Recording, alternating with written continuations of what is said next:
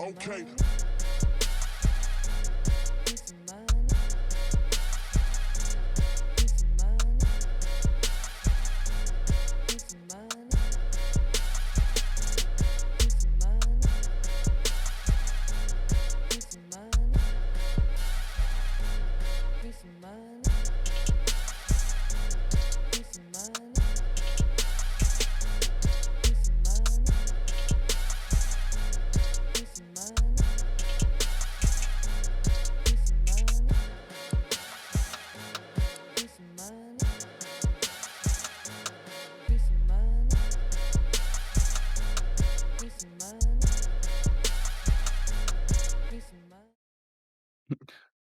I just did that. But yes, sir, I've been started. I was talking to chat. My boy Paro's here. Yo, what's good, Cody? I see you, kid. How's it going, my guy? Yo, since all three of us are here, we here. Down to do some showdown afterwards. What's up? I have to pretty soon knock out afterwards because I gotta be at my job at 7 in the morning tomorrow. Why? Oh yeah, he's doing the morning shift. I work the morning shift tomorrow, boy. That time and a half, baby. Time and a half. We still get paid for it. Mm. Well, I'd much rather get the 8 hours and time and a half. And I work the morning shift too, so I get out at 3. I get home right on time for dinner. For din-dins. Yeah, bro. That's a fact. Let me put that here. If you're curious, I'm not Mugen. I'm the fill-in. This is Mugen, his final form. That's his final form. Slightly shorter and pale. Yo, nah, kind of like Frieza, you know. This is technically your first time on the podcast, right? You gotta introduce yourself, my guy. Let the people know who you are. Give him that nice intro, right. My boy. So this is DeadlyDandy 31 on Twitch. The deadliest of dandies. The deadliest of dandies. Yes, sir. Yes, sir. My real name is Randy. So if you hear the word Randy in the podcast, that's me. Yes, that's a fact. So yeah, I feel like that's it. If you want to follow me on DeadlyDandy 31. There it is. If you want to follow, everybody go fucking follow him, man. We're trying to get the follow that man right now. Let's get it. What is he talking about? Let's get it. DeadlyDandy 31. Y'all see him in all of our servers. Come on now. Don't act crazy. Don't act crazy. People already know who he is on my stream. My boy always is playing with me and shit. That's a fact, bro. It was like, Randy's playing? Randy's here? That's a fact, bro. Yo, we had some bomb ass ramen yesterday, bro. Oh. We Well, had some hold on. Welcome everybody to the We Be Chattin Podcast. Bro, Yes, Chuck, Randy is here. Obviously, welcome it's your them. boy Alpha with Juhrownee. It's Randy is in motherfucking today alpha. as a standing motherfucking alpha in the Yeah. building. You feel me? My We boy in Mugen here. had to go do boyfriend duties today, you know? Had to be Unfortunate. Had to be a good boyfriend. Unfortunate. You know what I'm saying? Uh-huh. Going against his Uh-huh. Jamaican roots. He's a good man. He's a good man. Just any Islanders, period. Island boys. Bro, I still haven't heard that song, bro. It's not a song. Is that a song? It's No, it's not a song. It's on It's not a song. it's on It's not a- iTunes and Apple Music. It's Are you sure they didn't get that piece that they're using from the song? no, it's these guys on TikTok that are, needless to say, they have French fries as hair, and they're really bad at rapping. It's pretty much a meme. It is like, a song. He's a Fly Soldier. I'm an island boy. bro, it's a freestyle, bro. Like they just Well, I uploaded mean, it from I their know TikTok. that. I remember seeing it from what's it called? I think everybody on Twitter was blowing it up like these past couple weeks. That shit was mad funny, bro. And Bro, his name it's- is like Fly Soldier, like bro. It's him. He has a twin brother. His twin. Yo, Bro, it's so that bad, shit is bro. hilarious. It was just a freestyle that I did on TikTok that just got like really. Wait, hold popular on, there. bro. That leads me into something good. Then, would you rather re-listen to that song or listen to that song or watch Resident Evil again? at least Island Boys. At least that shit makes me laugh. Resident Evil, bro. Oh my god. I'm not even gonna say what I was gonna say because I know it's frowned upon jokes. But what you mean, bro? I No, don't care. no, I'm about. Bro, listen. I was gonna say some fucked up shit. It's gonna but- come to me. I'm gonna tear the Resident Evil a new asshole, bro. No, Resident Evil for sure. I was just gonna say some fucked up shit. But Resident Evil, bro. Oh my What you god, mean, what a bro? fucking waste of time. Holy shit. I'm Bro, so that mad shit- that I only slept for like 10 minutes, bro. God, That fuck, shit- damn it, bro. God, that- damn. That That- hurt you too. It's not Bro. even that. I had my contacts in, so I didn't. I really was not trying to fall asleep. That's how bad the movie is.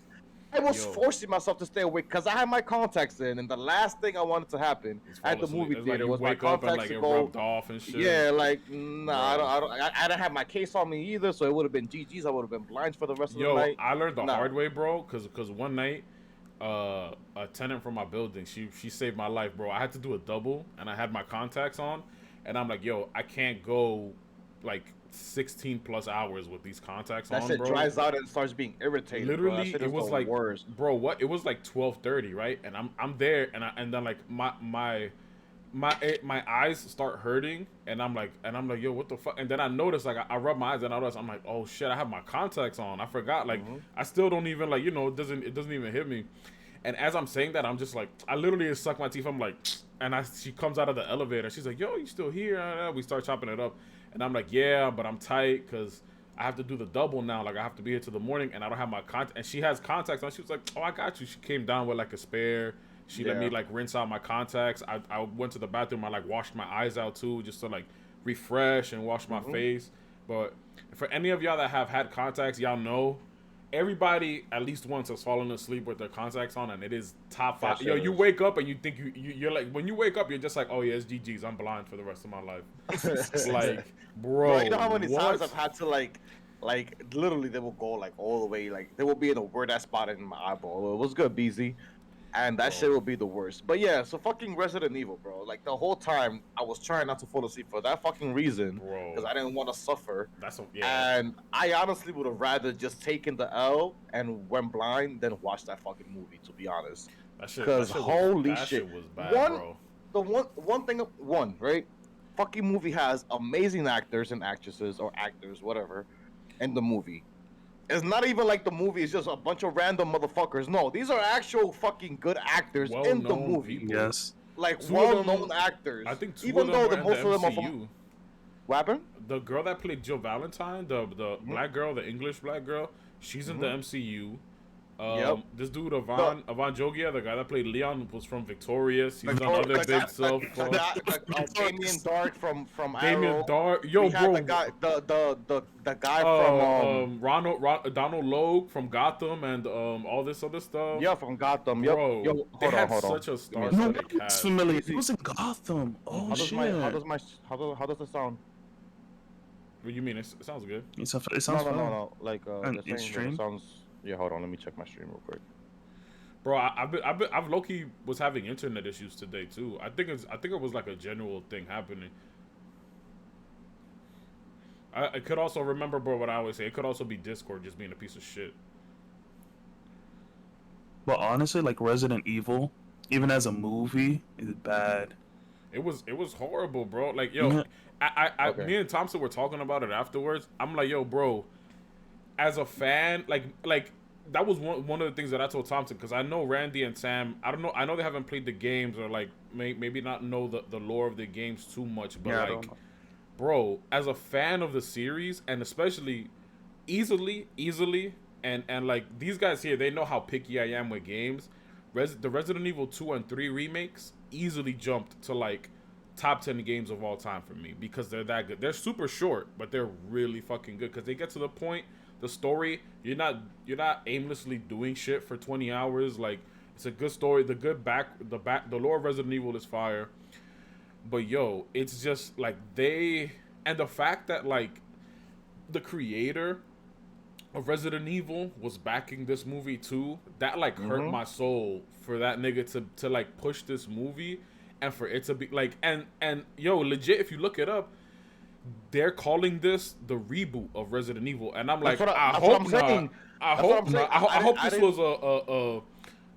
that's what I was telling Thompson earlier. I hope that what they wanted to do with this was like, this is how we're gonna introduce you to the universe, which by far, let me just say, worst introduction to any universe ever.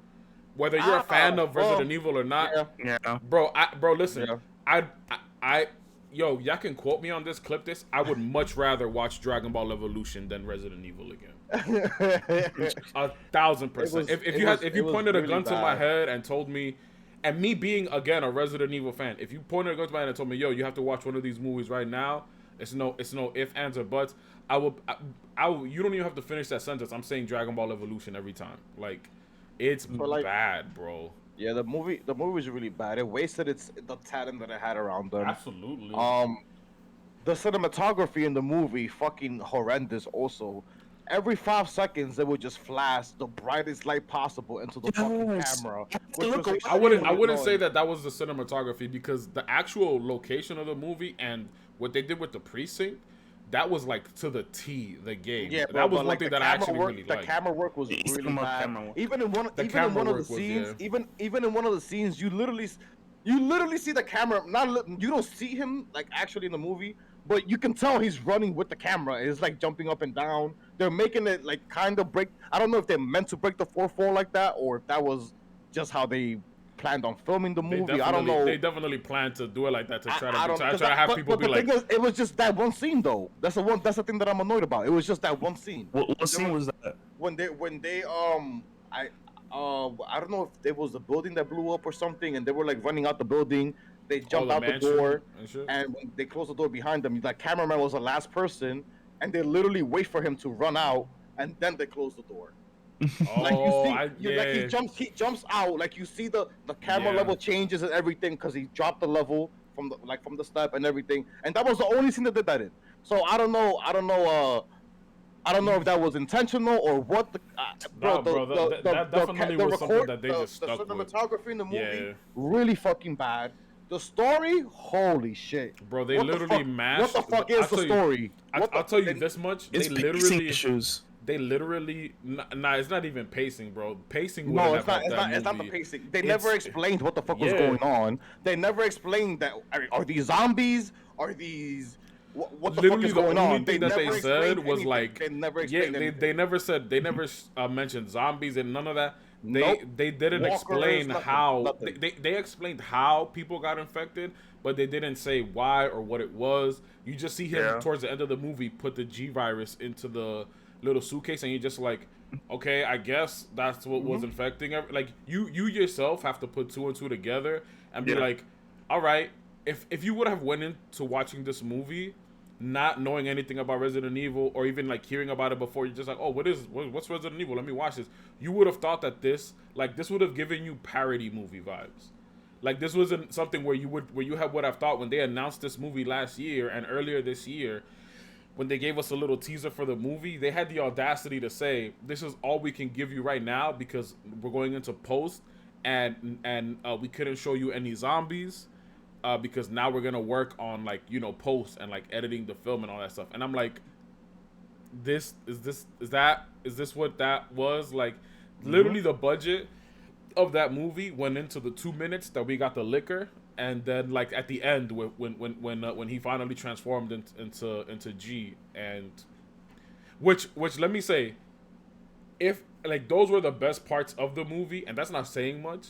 Those were the best parts of the movie was when the liquor was there, and then at the end with the when he fully turned into G, because that's literally, you could clearly see that that's where the budget for that movie went.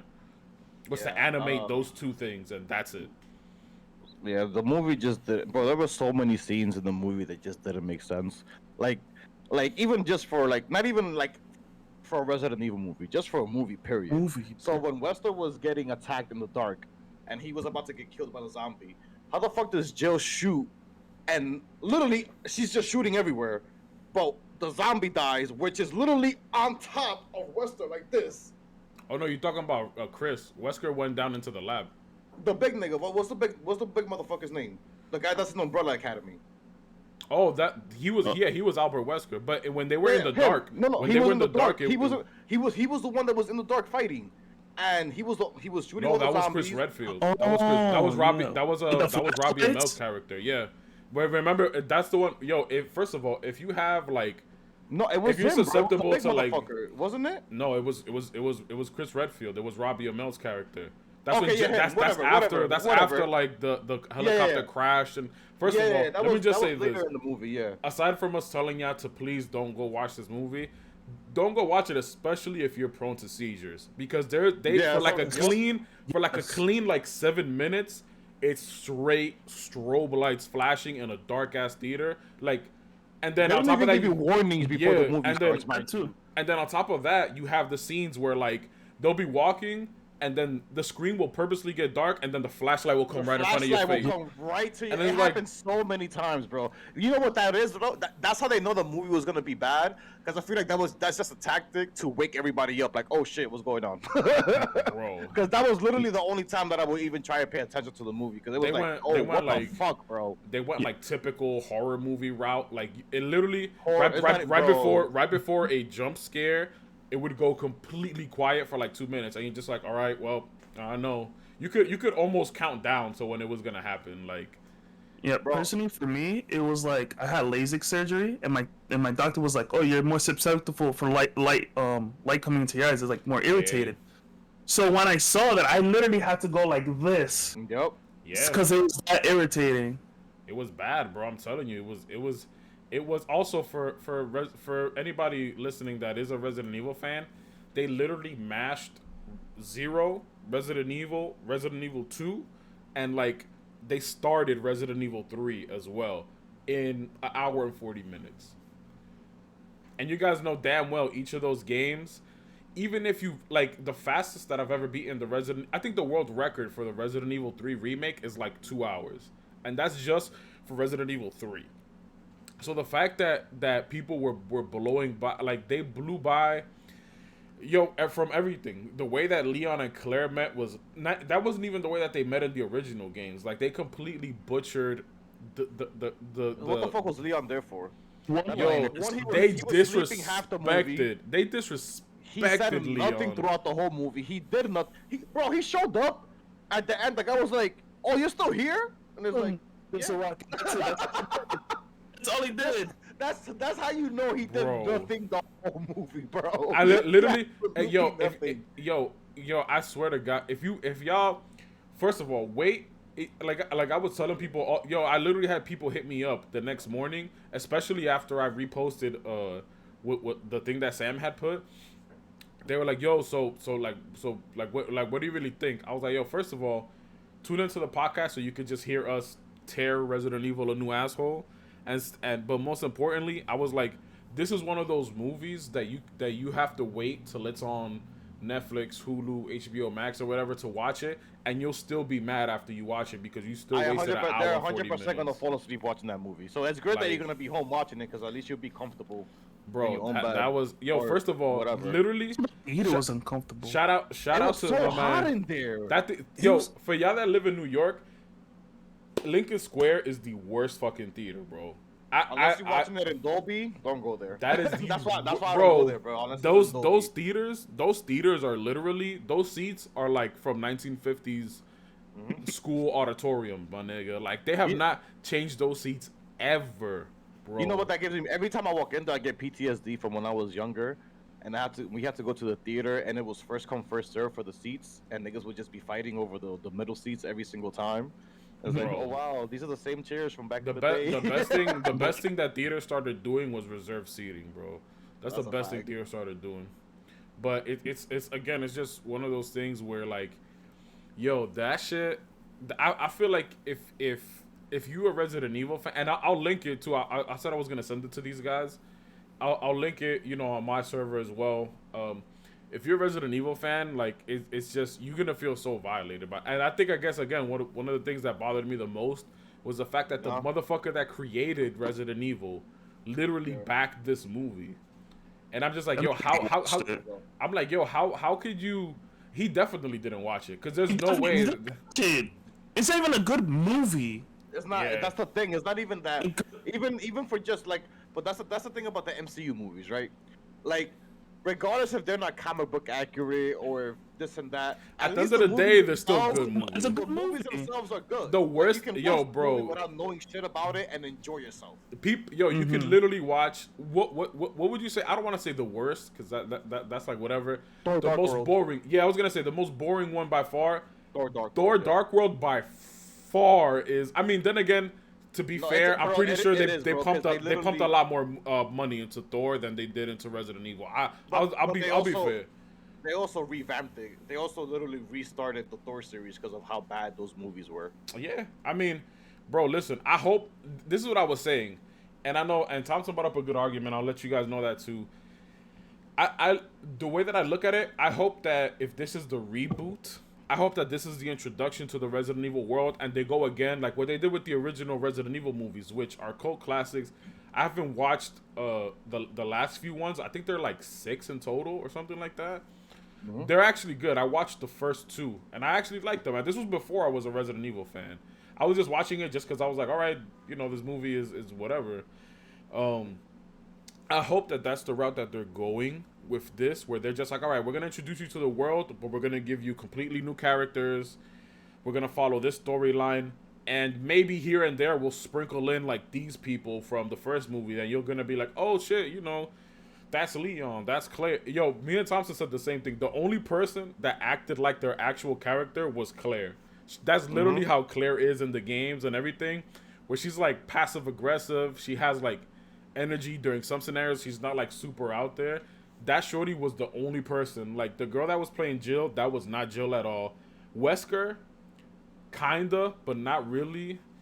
Chris, actually no. So the brother and sister, Chris Redfield and Claire, they played their characters like honestly how their characters play. Chris was mad aggressive. That nigga's always cursing, saying stupid shit.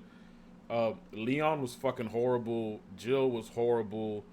Wesker, it was trash.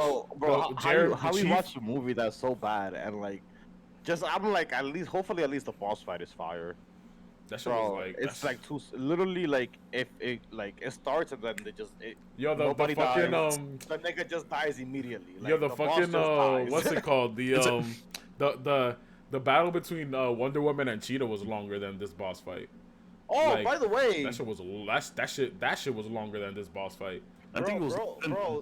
in internals. my biggest Bro. my biggest takeaway from this movie was that if anybody throws a grenade anywhere near your vicinity, especially 2 feet away from you, the best way to survive it is just to turn away and block it.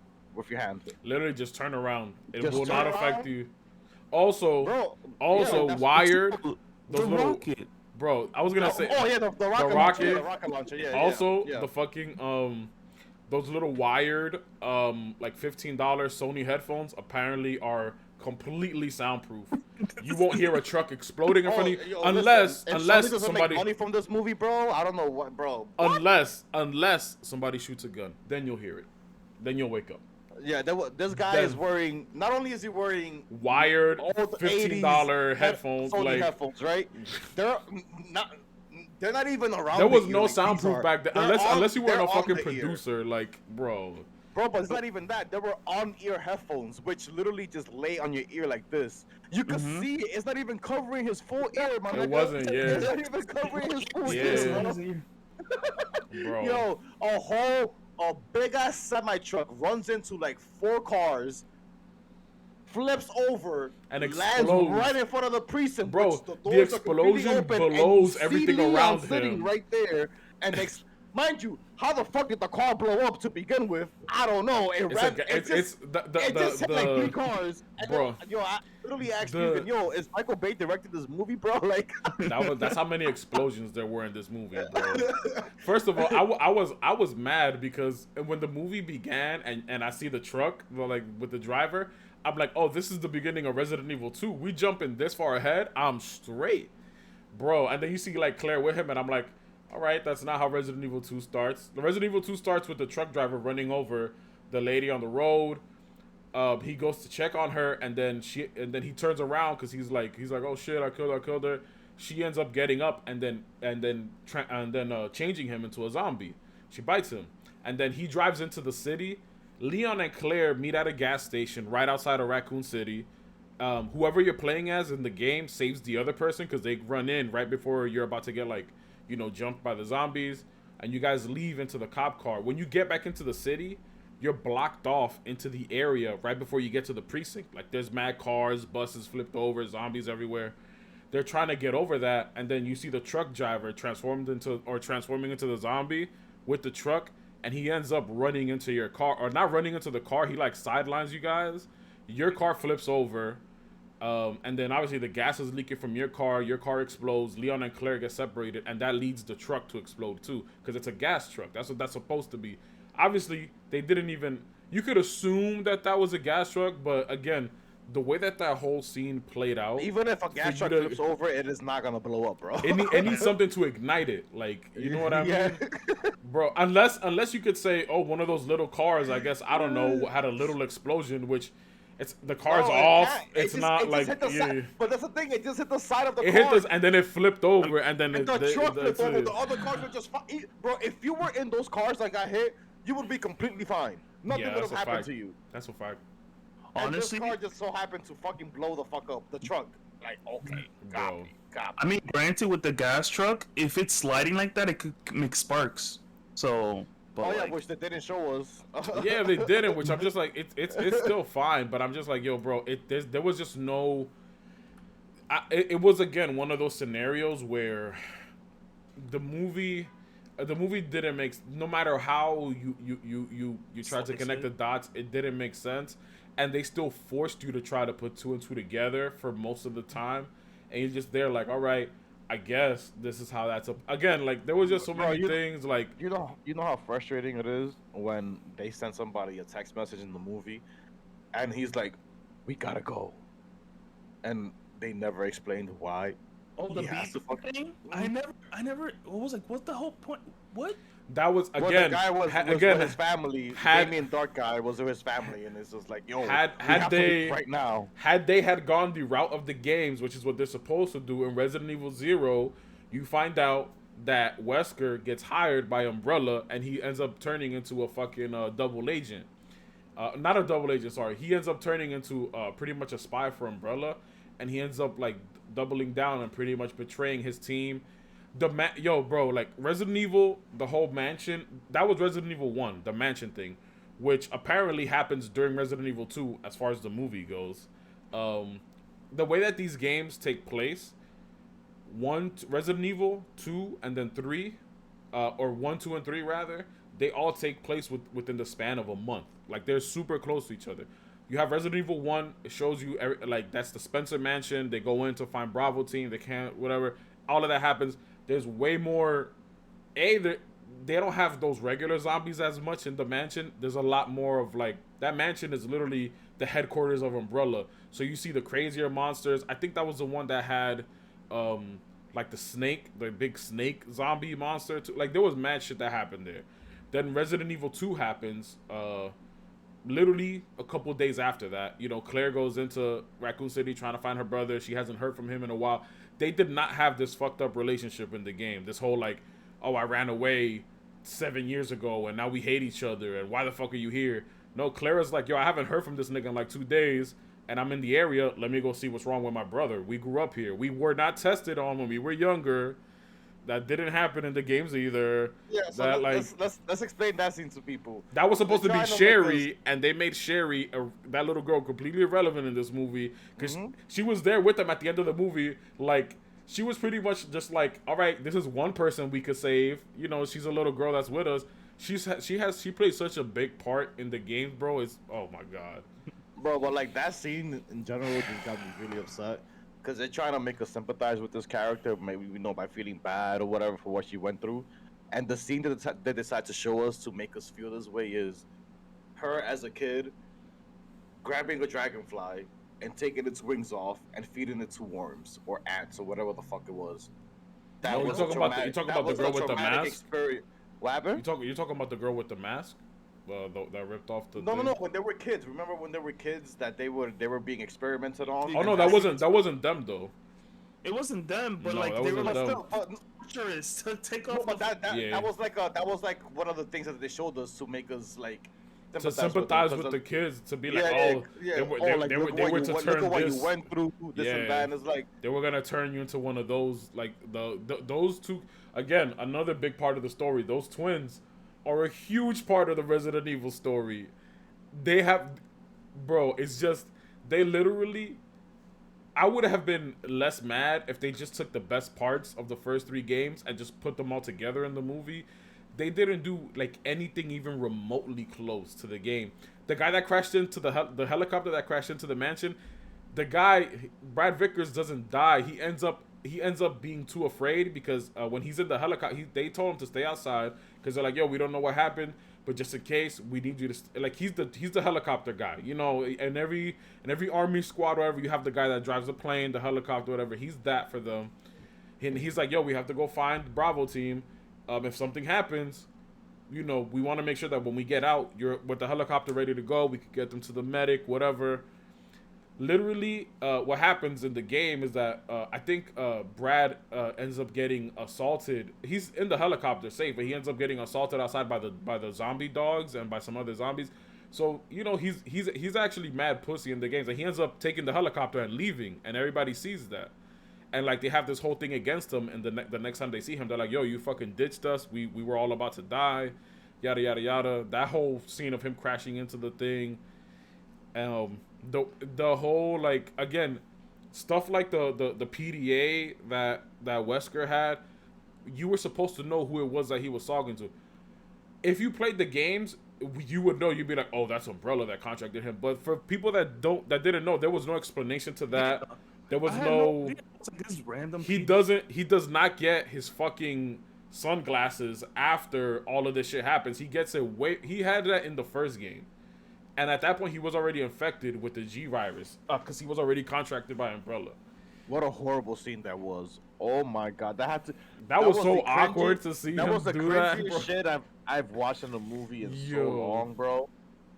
Oh my god. Explain to me why is it cringy? Because I have no frame of reference. I was like, Oh, we're talking about the end credit scene of the movie. I'm When like, the- but It was it's so just cringy awkward, just bro, in like- general, like, the yeah. way he was just like Happened? screaming and like acting is like Literally in the game, when he gets injected with the G virus, they tell him the same thing.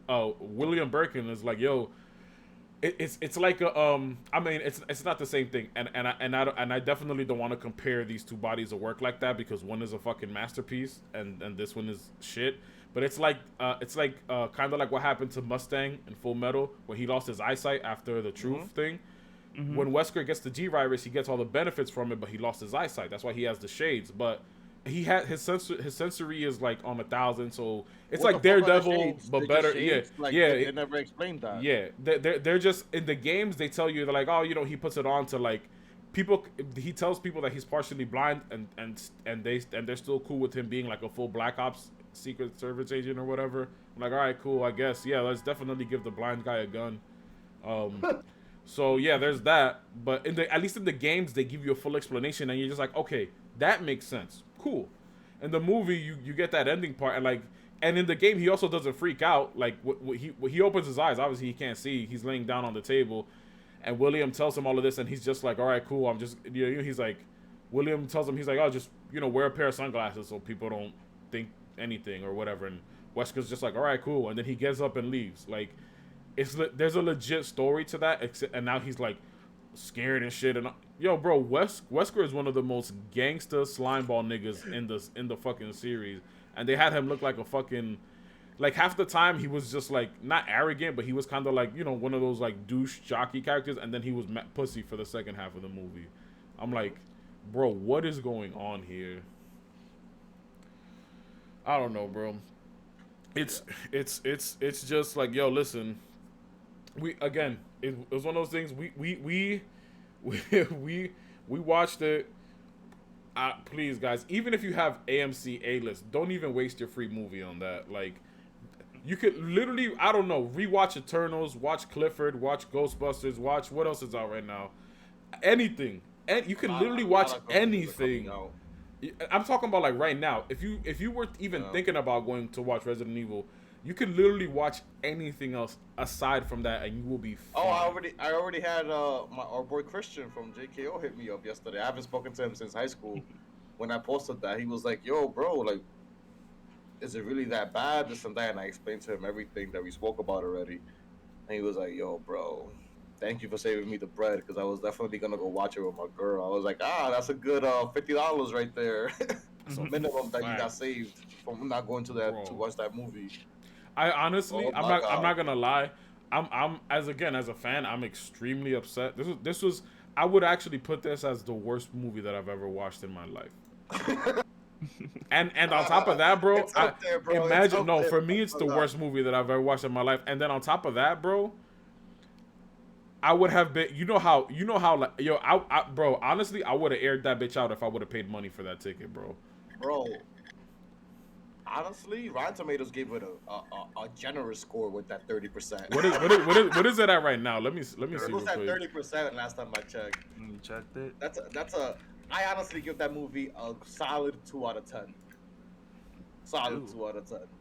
You're being generous with that too. That's the highest I'll go for that movie. Well, when you showed it to me like 2 days ago, it was at 30. It's at 28 right now.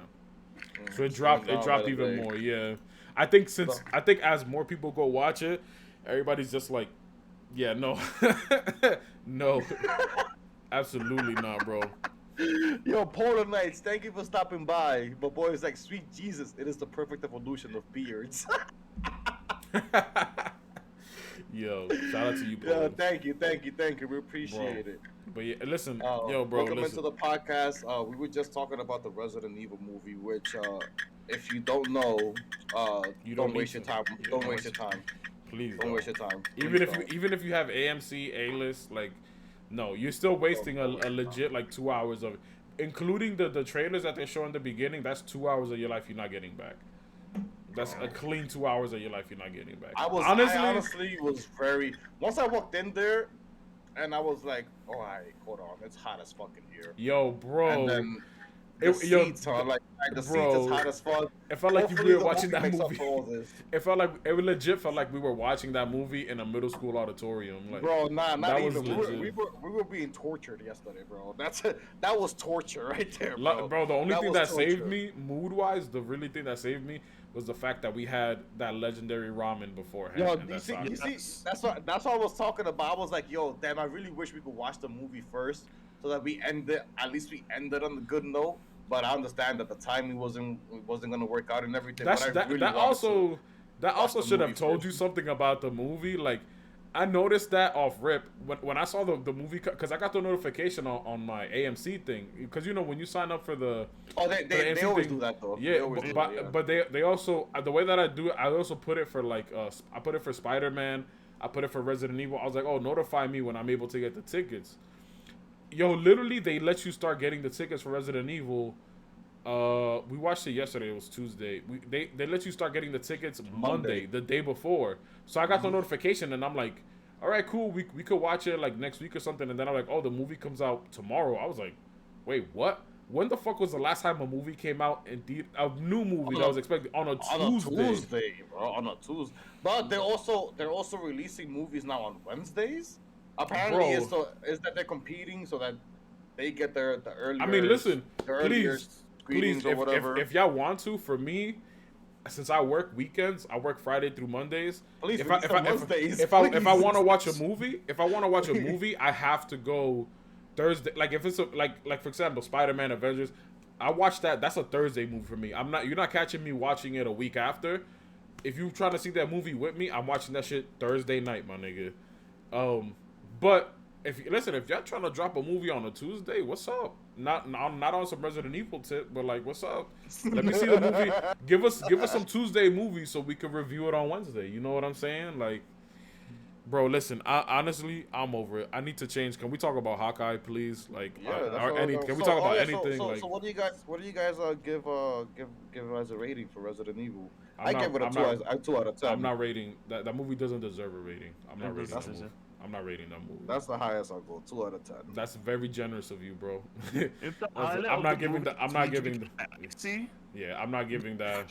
Yeah, that's a fact. The highlight of bro. I feel like at certain points, I felt like Randy was looking down at his icy cup just not to look at the movie, bro. Yeah, I was looking at him like, I need more icy. Yeah, bro. You should have left. You should have went out. You would have. I mean, you would have. It's not like you would have missed anything, but bro, listen.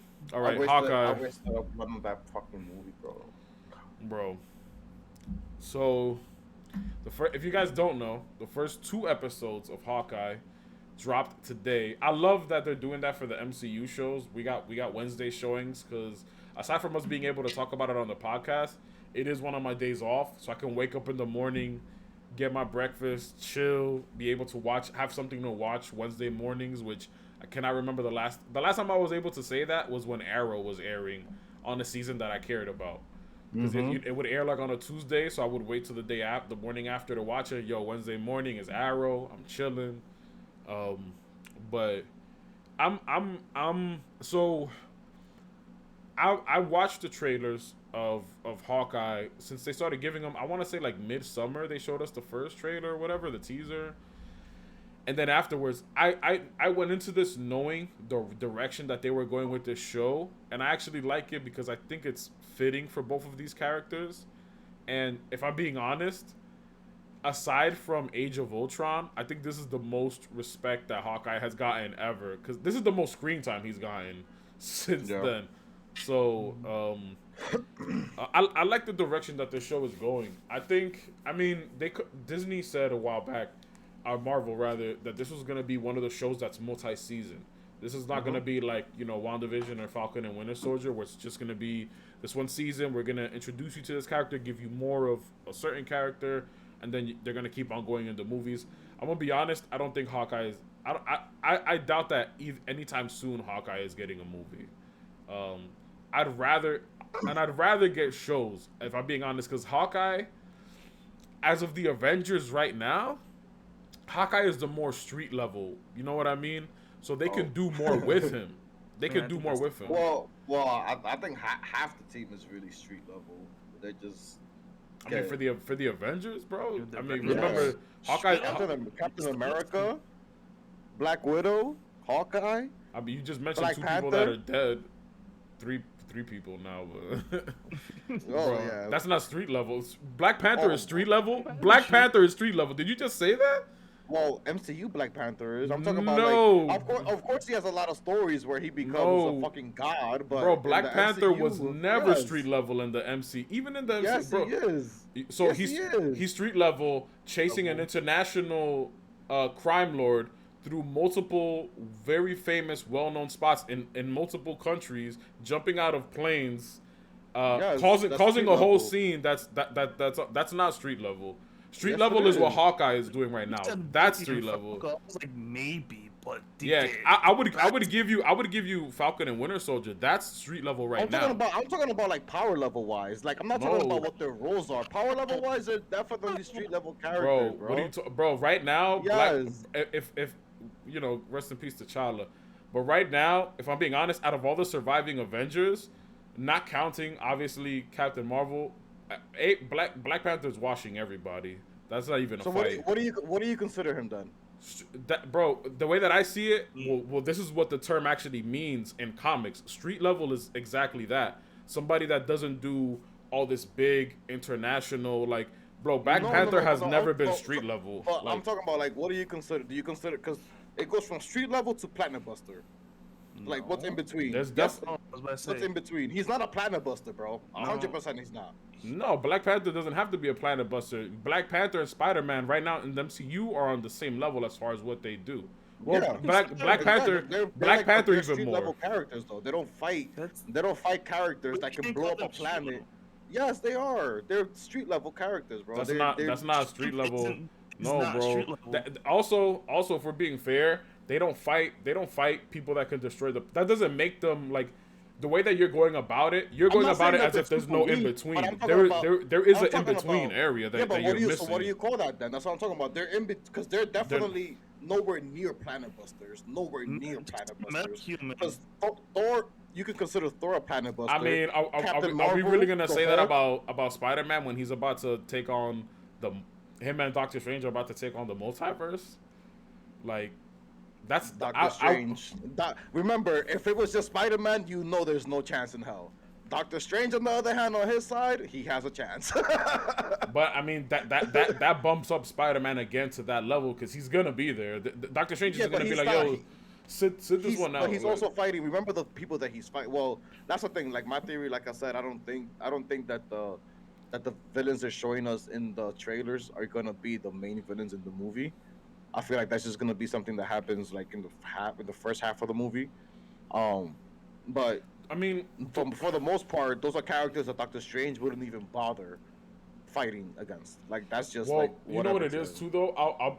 We have to also look at it in this way.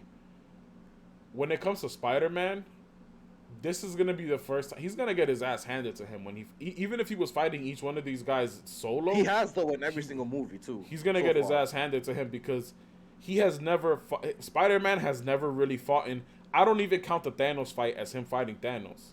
Spider-Man has never fought in. Destroyed against. He has never fought in anybody that's been. All right. I'll say this. I wouldn't consider Spider-Man on a Planet Buster level, even though he did fight or help. Rather help. He helped fight. We're talking about MCU Spider-Man, by the way, because I know he has many different forms and there's a lot. MCU, just strictly MCU characters right now. That's what we're talking about. The way that you got to see it when it comes to the hierarchy, I guess if you want to rank them in that way, street level right now, street level is Captain Hawkeye, Captain America, and Falcon and Winter Soldier, or Captain America, Winter Soldier. Yeah, Falcon and Winter Soldier. Yeah. That's Hawkeye. That's the top tier of the street level. Captain America is the top, I would give Cap. I would give that to Cap and Winter Soldier. Hawkeye. No, remember, I consider Spider-Man street level also. He's not street level, bro. He's not. Yes, he is. Bro, his villains that he's shown in the movies right now would wash Falcon and Winter Soldier and Hawkeye. And especially after this movie, you telling me that them niggas are gonna be able to take on these people? That's not true. That's not true. Cause look at the people in his last. Bro, think about it. It was Mysterio, and it was Falcon. What was the first nigga's called? Michael Keaton is playing him. Vulture.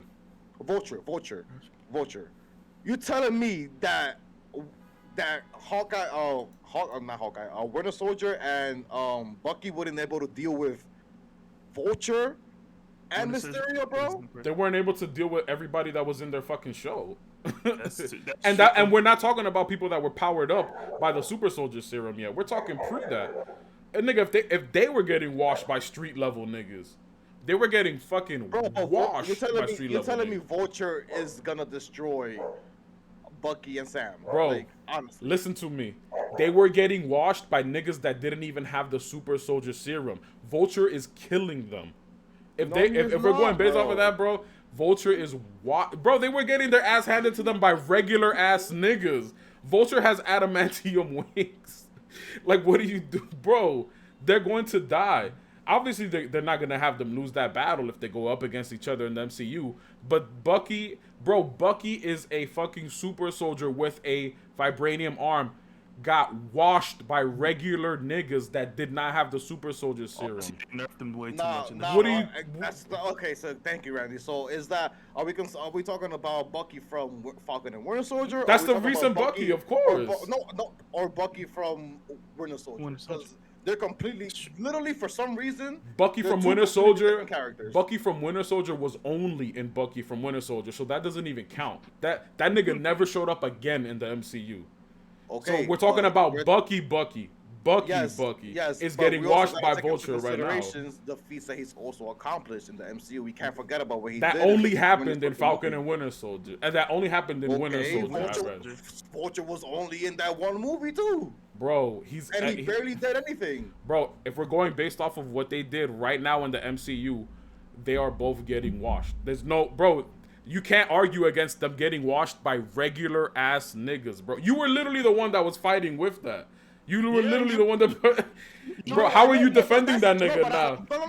They are trash. I'm saying that was They because are of bad trash. writing, though. No, they that are was trash. Bad writing. That was But bad exactly, writing. and if that That was just and bad writing. and we have to go based off of that because that's what's currently in the MCU. Vulture didn't get nerfed in the MCU. He's in jail. He's just locked up. He's still gonna be Vulture when he comes out with his wings, his suit, and every time he updates his suit and all that. But if we're going based off of the movie and current Falcon and Winter Soldier, they are getting washed by that nigga, bro.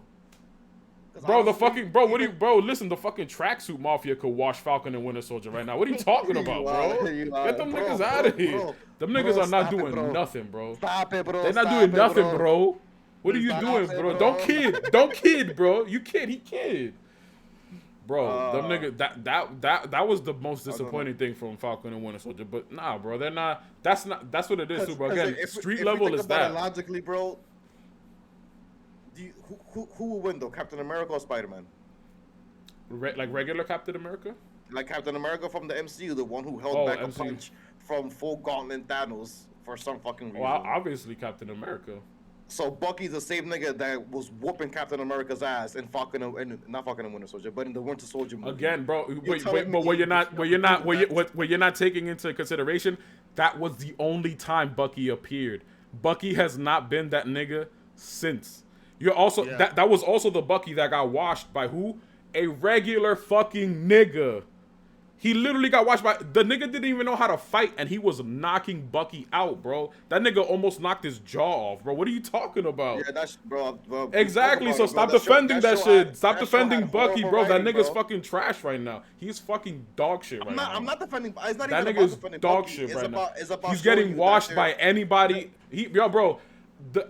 Bro. I will put the tracksuit mafia. I'll put money on the tracksuit mafia right now. That end of the day, washing back in Falcon Winter Soldier. Hold on, matter of fact, you just proved me right. I just glanced over it.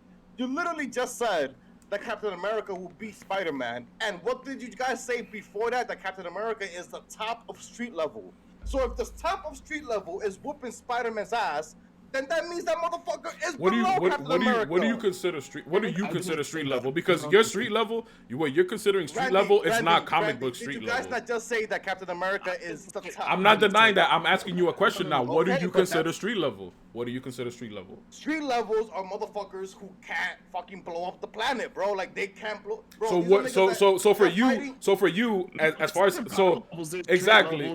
So let's talk about that because let's talk about that because your power scaling is completely off. So for you, there's no middle. There's just a nigga that could fight on the street and then a nigga that could explode the planet. There's no middle for you. But there's, bro. But I'm talking about in the MCU currently, Spider-Man is street level, and you guys literally just said if Captain America is street level, then so is fucking Spider-Man, 100%. Because Captain America is definitely whooping Spider-Man's ass. Because we've seen this motherfucker do shit in the MCU. Well, Obviously, you can't biggest really buff put out of him. all the characters ever, and he has the biggest buff in the MCU from the comics by far. Well, It's not even close. this is the By thing though. far. Now that shifts now because Steve Rogers, he's not Captain America no more, No, so that's we fine. can't even count That's him. And then fine. also, obviously, y'all already heard what I said about the current Captain America and Winter Soldier, dog shit. And now Spider-Man is about to go into a multiversal battle with the Sorcerer Supreme and the Scarlet Witch. So that automatically off rip, Peter's gonna survive whatever's about to happen in the multiverse of madness, and that's gonna skyrocket him to the top. I mean, aside from Captain Marvel, which we barely saw her do Peter shit. is, he's a character that, like, for his power level, because him himself, he can be like, he obviously has a peak to how strong he can be. But we also haven't gotten a legit power scaling for him. We have somewhat, because he, like, if we actually weigh how much the building weighs that fell on top of him, how much weight that is, he barely survived that scene right there. It was like he was using all his strength pretty much at that part. Remember, like, how long does was he about to have? get crushed? Did they say? I know they have the Spider-Man freshman, animated show coming out, which apparently. So I did it. I found this out. Yes, it's actually his freshman year of when he gets bitten by the spider. We're gonna see Uncle Ben die.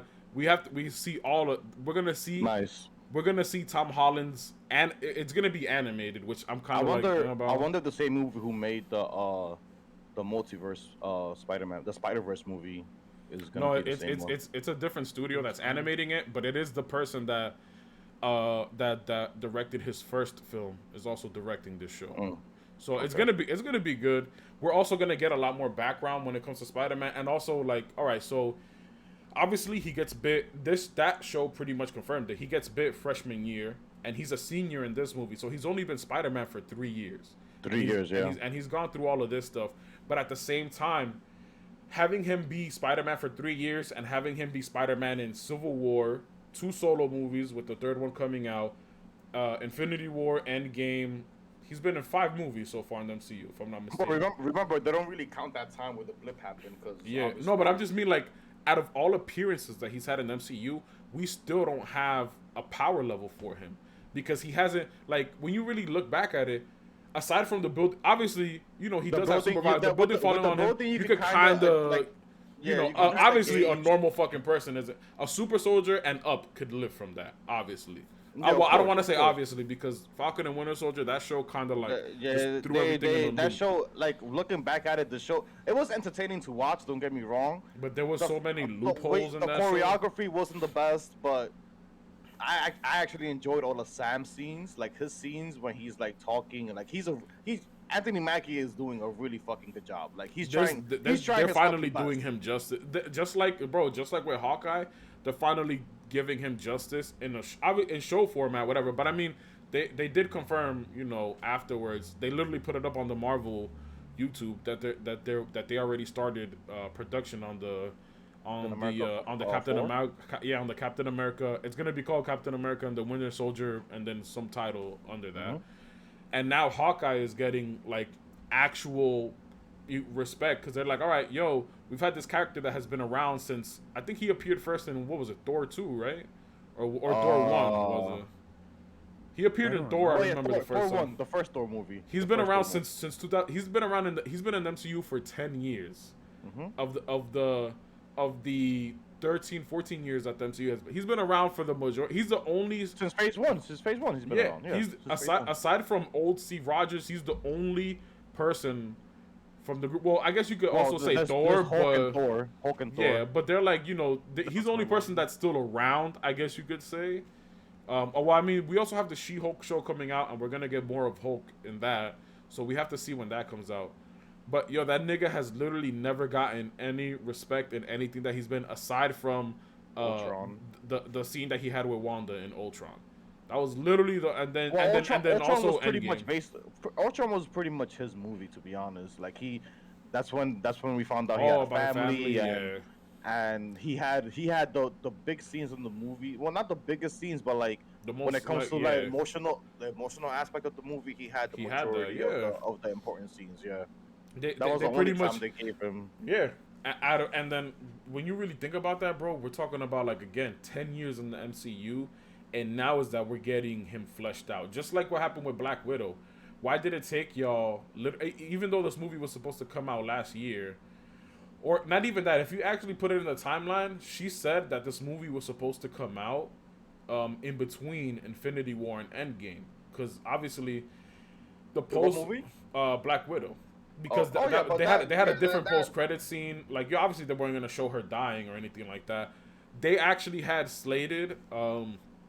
They were gonna do what Guardians 2 did, and Endgame was supposed to have like 6 post credit scenes. One of them being the Yelena Belova scene with the shorty from what's it called, with Madam Hydra. Yeah. To kind of give everybody like that, yo, all right, she's gonna come back and obviously something future. Which I want to circle back to the Hawkeye show. I mean, it's only 6 episodes. Next week we're gonna be halfway into the season, because they aired the first 2 episodes today, and so far this definitely needs to be, even though it's already confirmed. After watching the first 2 episodes and you see the pacing of the show, this definitely needs to be a multi-season show for Hawkeye, because like I was telling Sam earlier, I feel like what's gonna end up happening is that Echo character, the girl, something is gonna happen maybe in the next episode where either Yelena is gonna appear at the end of next episode or at the beginning of 4, and then 4 and 5 they'll have like, or all of 4. The way that I see it is this: episode 3 is gonna give us like a fight and like an introduction to Echo. Episode 4 is gonna be Yelena. Maybe it'll bleed into 5. 5 they'll come up with whatever they gotta do, and then 6 is gonna be, the boss fight, blah blah blah, whatever. We're gonna get our post credit scene. Echo has her show confirmed already. They showed that at Disney Plus Day a couple weeks ago. Her show is supposed to be coming out next year, so we already know we're gonna get a rollout of Echo. So I feel like she is gonna be the main villain. Well, then again, I don't know, because again, like we said before on the podcast, the rumors going around for the Hawkeye show are that they're supposed to be introducing Kingpin into the show. Daredevil, Netflix Kingpin, and because we've already seen the leaked set pictures of Charlie Cox on Spider-Man, on the new Spider-Man movie, which again I be feeling so bad, bro. Like, I hate, and it just happens, like I'll be scrolling on Instagram or Twitter and I'll see that shit. I don't go out of my way to look for these leaks. They always find their way to my screen, and it just sucks that, like, I would be so mad as somebody working on these movies and shows, and to have something like so, let's to do both sides of this, like what they did with Civil War. The Spider-Man thing should have definitely been safe for the movie. 100% been safe for the movie. But I feel like if they would have went that route, it would have gotten leaked anyways, and people wouldn't have believed it. People would have been like, that's "Duh, the thing. That's the thing. But then when you yeah, so they have to Spider-Man to be like, no, they don't. No, they nah, don't. because if they would have done Civil the War, MCU like, movies were already just off of word of mouth, the movie would have done. It would have probably done even better than think they. so? yeah, Yes, why? bro. Because Yes, people bro. would have been like, "Yo, Spider-Man's in what? Not even. I wouldn't even have told anybody that Spider-Man was in the movie. I would have been like, "Yo, you need to go watch Civil War right the fuck now. Like, you have to go watch that movie." I would have told that to specifically Spider-Man fans that didn't know about that shit. I would have been like, "Yo, you need to go watch Civil War right now, my nigga." And like, again, it's just one of those things. But then on the flip side, bro, we literally, bro, there was set leaks, like picture leaks from the set, all that stuff. They showed Charlie Cox like walking side by side with Tom Holland Spider-Man. You see some scenes where like Tom Holland is kind of like beat up, and then you see like, so it looks like he'll be a character that'll pop up a couple times throughout the movie. But yeah, bro, again, it's just one of those things where like it sucks to have stuff like that leaked. I'm actually surprised that like Doctor Strange leaks haven't come out, because that movie is honestly right around the corner. Also, like the Batman movie doesn't have any leaks out that I know of. I watch New Rockstar's Emergency Awesome all the time. They would have definitely said something by now, because they're the ones that be on it. But it sucks. I hate when that happens, because like as a fan, like when even you could be mad, but then when you see a leak, you'll kind of be like, oh shit, that's kind of wild if that's gonna be true. But at the same time, it's like, yo, bro, these people are like working super hard on these movies to give us these certain surprises. I would have loved to not have known, you know, again, the whole Kingpin stuff, that's still in the air. Like, that's not, it's a rumor as well. It's not confirmed. I don't But like there the are, Kimping though. yeah, I would love it. There are certain Oh. things that could kind of lead Yeah. up to that, may, you know, if they do it, whatever. But again, the whole like Daredevil being in the new Spider-Man movie and having them, like, the way that they're going about it is like, no, like the Netflix shows, obviously the way that they set it out in the Netflix shows, they take place in the MCU, and that pretty much would have confirmed it as well. On top of that, to have him just like, you know, somehow, some way, Peter is connected with him, and he's helping him out with the whole case and all this shit. Because we saw in the first Spider-Man trailer, you know, they detained Peter and all that shit. Everybody thought that was him in the first trailer, and it wasn't. But yeah, bro, it's just that sucks. But again, to go back to the whole Hawkeye stuff, because we keep on thinking about it, I'm actually I'm really enjoying the show. I think this is the Hawkeye character that they gave us in the MCU, and they're just giving him his own show. He has like those witty jokes, and then he like the way they balance it out by they explain the earpiece thing, which a lot of people were talking about in the trailer. And it's just like, yeah, you know, when you're around things that are fucking constantly exploding, you're probably you're gonna lose your you're probably gonna lose your hearing. As a regular ass human, you're probably gonna lose your hearing sometime. People lose their hearing from using guns. Like, I mean, I'm the shit that he's done, nigga should have lost his life by now in the movies. Like, bro, fighting intergalactic aliens, like, yeah. Yeah, with this, I don't know. I just feel like the show. Is the pacing the issue for you? Because I honestly didn't like that about the first two episodes. I don't know if it's the pacing. Like, the action wasn't really. It was like it wasn't really. Some of the pacing, the action was.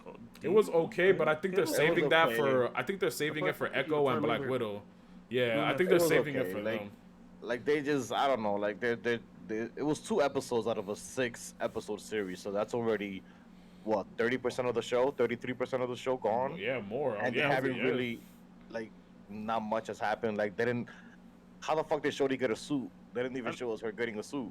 She just appeared with her purple suit on out of nowhere, and it's like, okay, cool. Copy. That was one of those Copy. things where I feel like the way that they're gonna go about that, I don't think that's her suit. I think that's just something that she put together. Even though, Yeah. obviously, if you see it, that those are the Hawkeye colors, you know, like, you got to say that off rip. Like, yeah, that's definitely, you know, but that's us knowing, you know, as comic book. I think that was just something No, it's not she even put that. Like, together. her apartment was burnt down. She was staying at her aunt's house, which was she was wearing those old people clothes. She didn't have her backpack. She had her backpack on her though. Yeah, but her backpack she didn't. And she was wearing the suit in the beginning. Bro, when she exploded the bell tower, she was wearing the same clothes. Was she? Yeah. I remember because I think I don't think she was. I don't think she was wearing the same suit in the beginning. yeah, of the movie. it was like a purple long sleeve and with the black pants. It's just that she also did like her hair not changed, but she had her hair in a ponytail this time around, and then when she was doing it in the beginning of the movie, they were outside.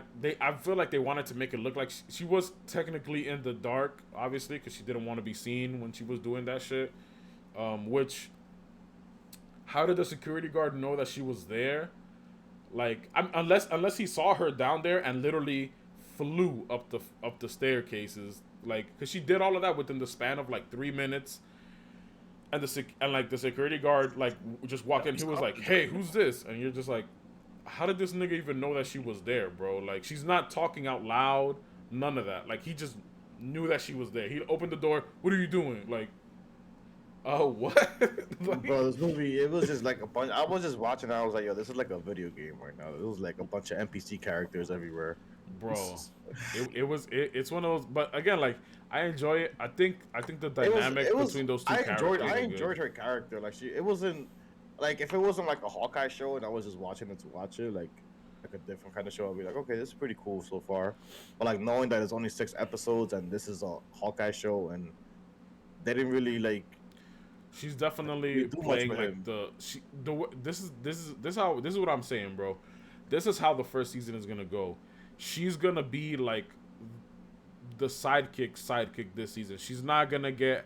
They're not gonna give her this season is for Hawkeye. It's not for Kate Bishop. She's probably gonna get her suit because I mean, in the promo art, like or not promo art, like in the photography for the show, they show them in what we see is their final suits. Like Hawkeye gets a black and purple suit, and she gets a black and purple suit, Yeah. which both look fire, by the way. If you guys haven't seen it, go to the Disney Plus page on Instagram or whatever, and they both look fire in their fits. So he pretty much gets his official Hawkeye fit, which I'm just like, okay, finally, again after 10 fucking years. And then she gets, you know, her Kate Bishop fit, which is dope. But this season is definitely, bro, especially after knowing that Yelena is gonna be after him for a little bit in this season. This is definitely Hawkeye's season. We're gonna get we'll get maybe some B-roll of him kind of like, cause she knows how to fight, but she's like, oh, I took karate and I'm a black belt and blah blah blah. But like, Which doesn't explain how she's able to fight against 10 people at the same time, but we'll let it slide. you know what it is, bro? Those guys, whether it's the Tracksuit Mafia or like, you know, the thugs in Spider-Man, whatever the case is, every grunt fights the fucking same. Like in every superhero movie or whatever movie kind of thing, all of them fight the same. Yo, bro, y'all are 10 grown-ass man, and like, she's like, it's one girl, but like, karate does not defend you how. The karate does not show you how to defend yourself against 20 people trying to kill you at the same time. Bro, it just with doesn't guns. make sense how With they're guns. shooting at her. They're shooting at her, right? And then she's dodging all of them, but when they hit her and they're right in front of her and they point the gun at her, they have to wait for her to get up. Why? It's plot You're armor, just bro. shooting at Plot her. armor. Crazy, but now you stop and you're waiting. Let me make sure I have a good shot, even What? though I'm literally 3 inches away from her face. Like, nigga, if you don't fucking blast that shit, like, They're trying to be like, I'm pretty we sure. we gave her abilities of oh, she knows martial arts, she knows archery, she knows all Yeah, this. she could handle She's herself if it's like a whatever she 1v1 or a 1v2, maybe even a 1v3. She could handle herself, but there should be no reason why there's legit 15 of y'all and nobody caught her. Like, none of y'all. None of y'all. Y'all are really. That's why y'all are Tracksuit Mafia. Y'all are the lowest level thugs in the Spider-Man game. Like, bro, y'all are not shit, my nigga. There's no way. There's no way, bro. There's no way, bro. There's no way. But I like it though so far. I think it's I think the direction that they're going. Again, it is short. It's only 6 episodes, and we haven't even gotten like a whiff of like Black Widow or anything like that, which kind of scares me a little bit too, because I also don't want them to pull a fast one and have her come in at the end of the show and be like season 2, and I'm like, They probably bro, will. I'm not gonna lie, they probably will do that. That would honestly suck. I'd rather them go the other route that I was saying at first, where like have her like tease her at like the end of the next episode, have her come in episode 4, maybe episode 5 they have their little scat or whatever, and then, you know, at the end they're like, all right, this Echo chick is like, I mean, I kind of seen like her powers, a little breakdown of her powers in the comics. She could definitely handle them. She won't beat both of them at the same time, like Hawkeye and Black Widow, but like she could definitely handle them. So I could see them doing something where like they team up and like temporarily take her down. She gets arrested, and then we get a post-credit scene of her like she escapes, blah blah blah, whatever. And you know, her show is gonna be her show as well. I don't know what that's gonna be based off of. I do hear that she has some good stories in the comics, so I kind of want to check some of them out and see maybe what they might be basing it off of. But yeah, so far I'm really enjoying Hawkeye though. I like it. I like the route that they're going. The trailers 100% got me to want to watch this show, because when I first, I'm not gonna lie, like pre-pandemic when they were announcing all the shows coming out on Disney Plus, when I saw Hawkeye, I was like, pass. That was my initial reaction to that show. I was like, pass. I'm straight. Hawkeye? Yeah, I was like, I'm straight. But that's because that's how they treat him in the MCU. Like, bro, he was literally the joke of the butt of the MCU for well over 10 years. So my biggest question is, how do you guys know Black Widow is gonna show up in the Well, Hawkeye. it's not Black Widow. It's just her little It's her little sister from the movie. I was like Black Widow. Bro, the post like, credit scene in Black Widow. Black. Like, you meant Black Widow as in. Oh, you're thinking about Scarlet? No. Yeah. Bro, that's what you gotta call her now. She is the Black Widow right now. So yeah, but yeah, it's definitely gonna be her. Yeah, just off of that post credit scene from that, and then it was kind of, I mean, she's literally in the casting for the Hawkeye show. It has Florence Pugh as Black Widow. So they Disney and Marvel just kind of spoiled that for everybody. Even if they wanted to go like that, that's also another confirmation that her thing won't be season 2. They're not gonna put her as a main casting for this show and then not use her this season. She'll definitely like, I feel like they'll go that route where they'll do that, and yeah, we'll get that. It'll lead off into the Echo show. It'll partially set up season 2 of Hawkeye. But yeah, that shit is I like it. I think they're going in the direction that I wanted them to go with Hawkeye, because they haven't really set him up in the MCU. That is what I'm trying to say. And like, this is the most that we're gonna get from him. This is gonna be his show. Kate, it's giving me vibes that he's gonna die for some reason. I could see that. I could see that, because I mean, Bishop becomes a Hawkeye. Yeah, because that happens in the comics, doesn't it? I think, I don't know. I hear people gave me mixed things. Some people said that he dies. There's some storylines where he dies, and then there's some storylines where he just retires and he goes to live with his family. He occasionally checks up on Kate. She goes to see him here and there, like, and the family, like they know her as well. And then and she ends up being the Hawkeye in the main thing. So I feel like probably what they'll end up doing, like if he does die, it'll be that scenario where we actually get to see like how he becomes Ronin, and he would just, because I don't know, I feel like they're making too much of a big deal. I think that might give us that in this season, low key. Yeah, they were making too much of a big deal about the suit, and he just stashed it away, which I'm pretty sure they're not even gonna bring up again for the rest of the season. You think so? What I meant by that is I think we might get a little Ronin backstory in this season. Well, I feel like they probably will, but I feel like he's gonna end up just becoming like the actual Ronin, and just like stepping away. Okay. In the comics, he, like, when he becomes Ronin, he just goes away. He doesn't come back. It's not like he comes back and I'm Hawkeye again, like he's doing now. Yeah, he stays as Ronin. Like, they see him like not every so often, but not in the often sense. Like, he'll be like popping in and out like randomly kind of stuff.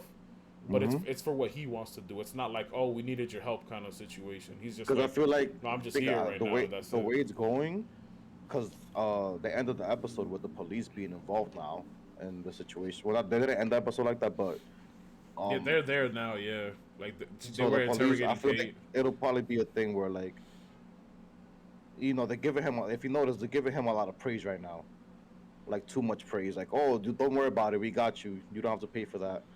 Oh yeah, shit, you're Hawkeye. Can you let me win against you? You're fucking Hawkeye. This will mean the world to me. I can tell my grandkids about this. Also, it's more like a slice of life type of part where it's just like, just a superhero within other people, and how would that interact? I'm not gonna lie, but I feel like they're giving him a lot of props.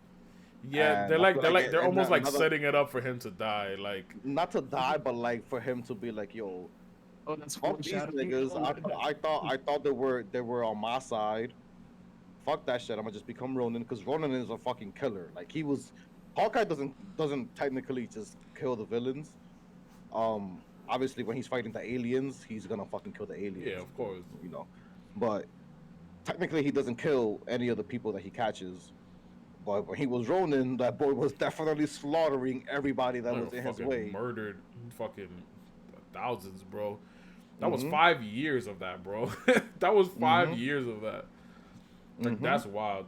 I don't know. I would love to see them go the Ronin route, but at the same time, I would love for like Clint to also get his happy ending, where like he gets to just stay with his family. It's comic books, bro. He tried to as well. He tried to, and they dragged him back in Age of Ultron. He was like, no yo, happy endings, bro. Yep. They all pulled up to his crib. They were like, yo, we need you, my nigga. And he's like, yo, dead ass, like, this house is off the grid, my nigga.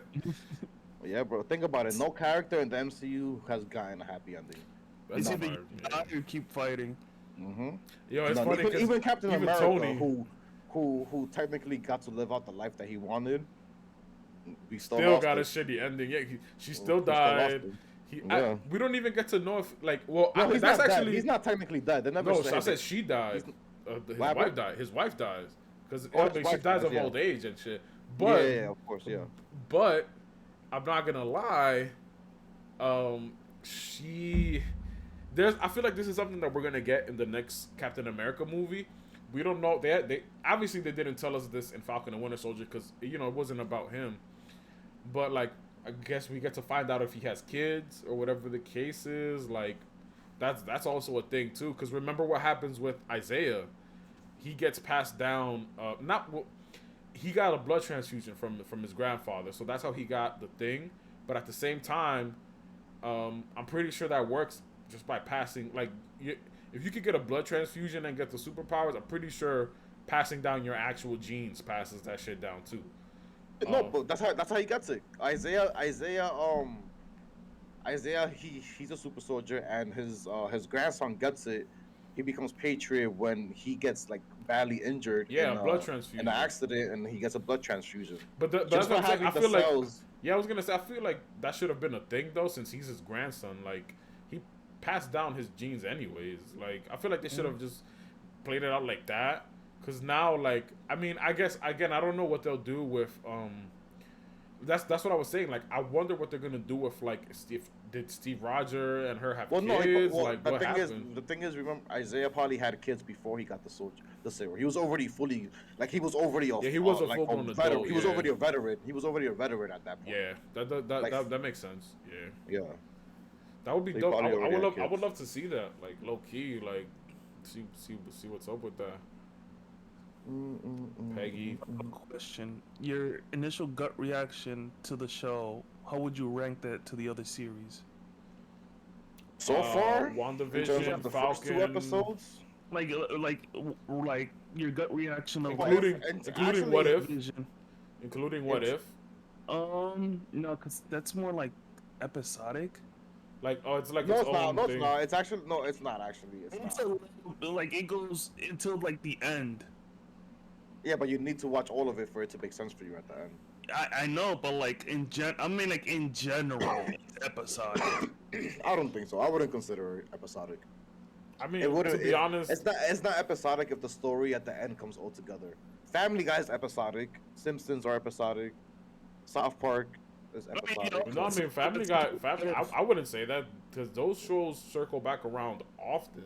No. But their story for the season isn't one big story. It's just like random. It's just that's what episodes. Like means. Okay, yeah, yeah. I would say, Okay, all right. So what if? Wanda, Falcon, because Falcon and Winter Soldier aired right after. Loki, this. What if? I think, and we're including What If. No, so that's included. I'll be honest. I would put Loki at number 1. I would put, for obvious reasons, if everybody has watched all these shows up until now, I would put Loki at number 1. I'd put What If at number 2. Yeah, Loki number 1, What If number 2, Hawkeye number 3, WandaVision 4, Falcon and Winter Soldier 5. Not and the way that let me just also put this in the mix too. Just because the show is at my number 4 and 5 doesn't mean I hate the show. I just don't like it as much as the other ones I put before it.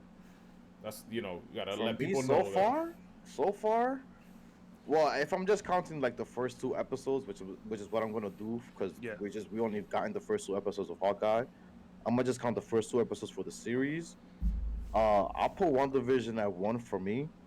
There's nothing happens in the first 2 episodes of WandaVision. Well, literally until the end of episode 2, and then 3, nothing happens in the first 2 episodes. For me, they actually showcase the abilities of a reality warper.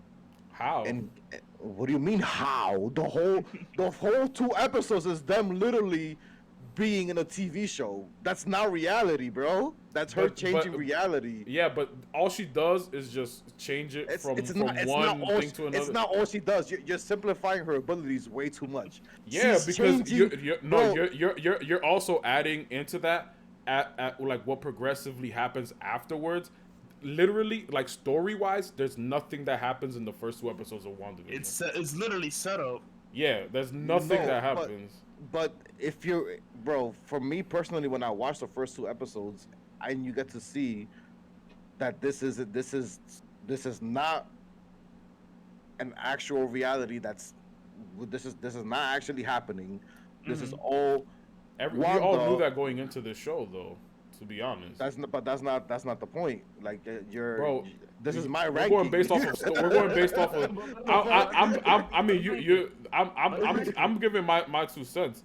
If we're going based off of just story wise, there's nothing that happens in the first 2 episodes of in your opinion, but in my opinion, a lot happens. What That's what the happens? difference.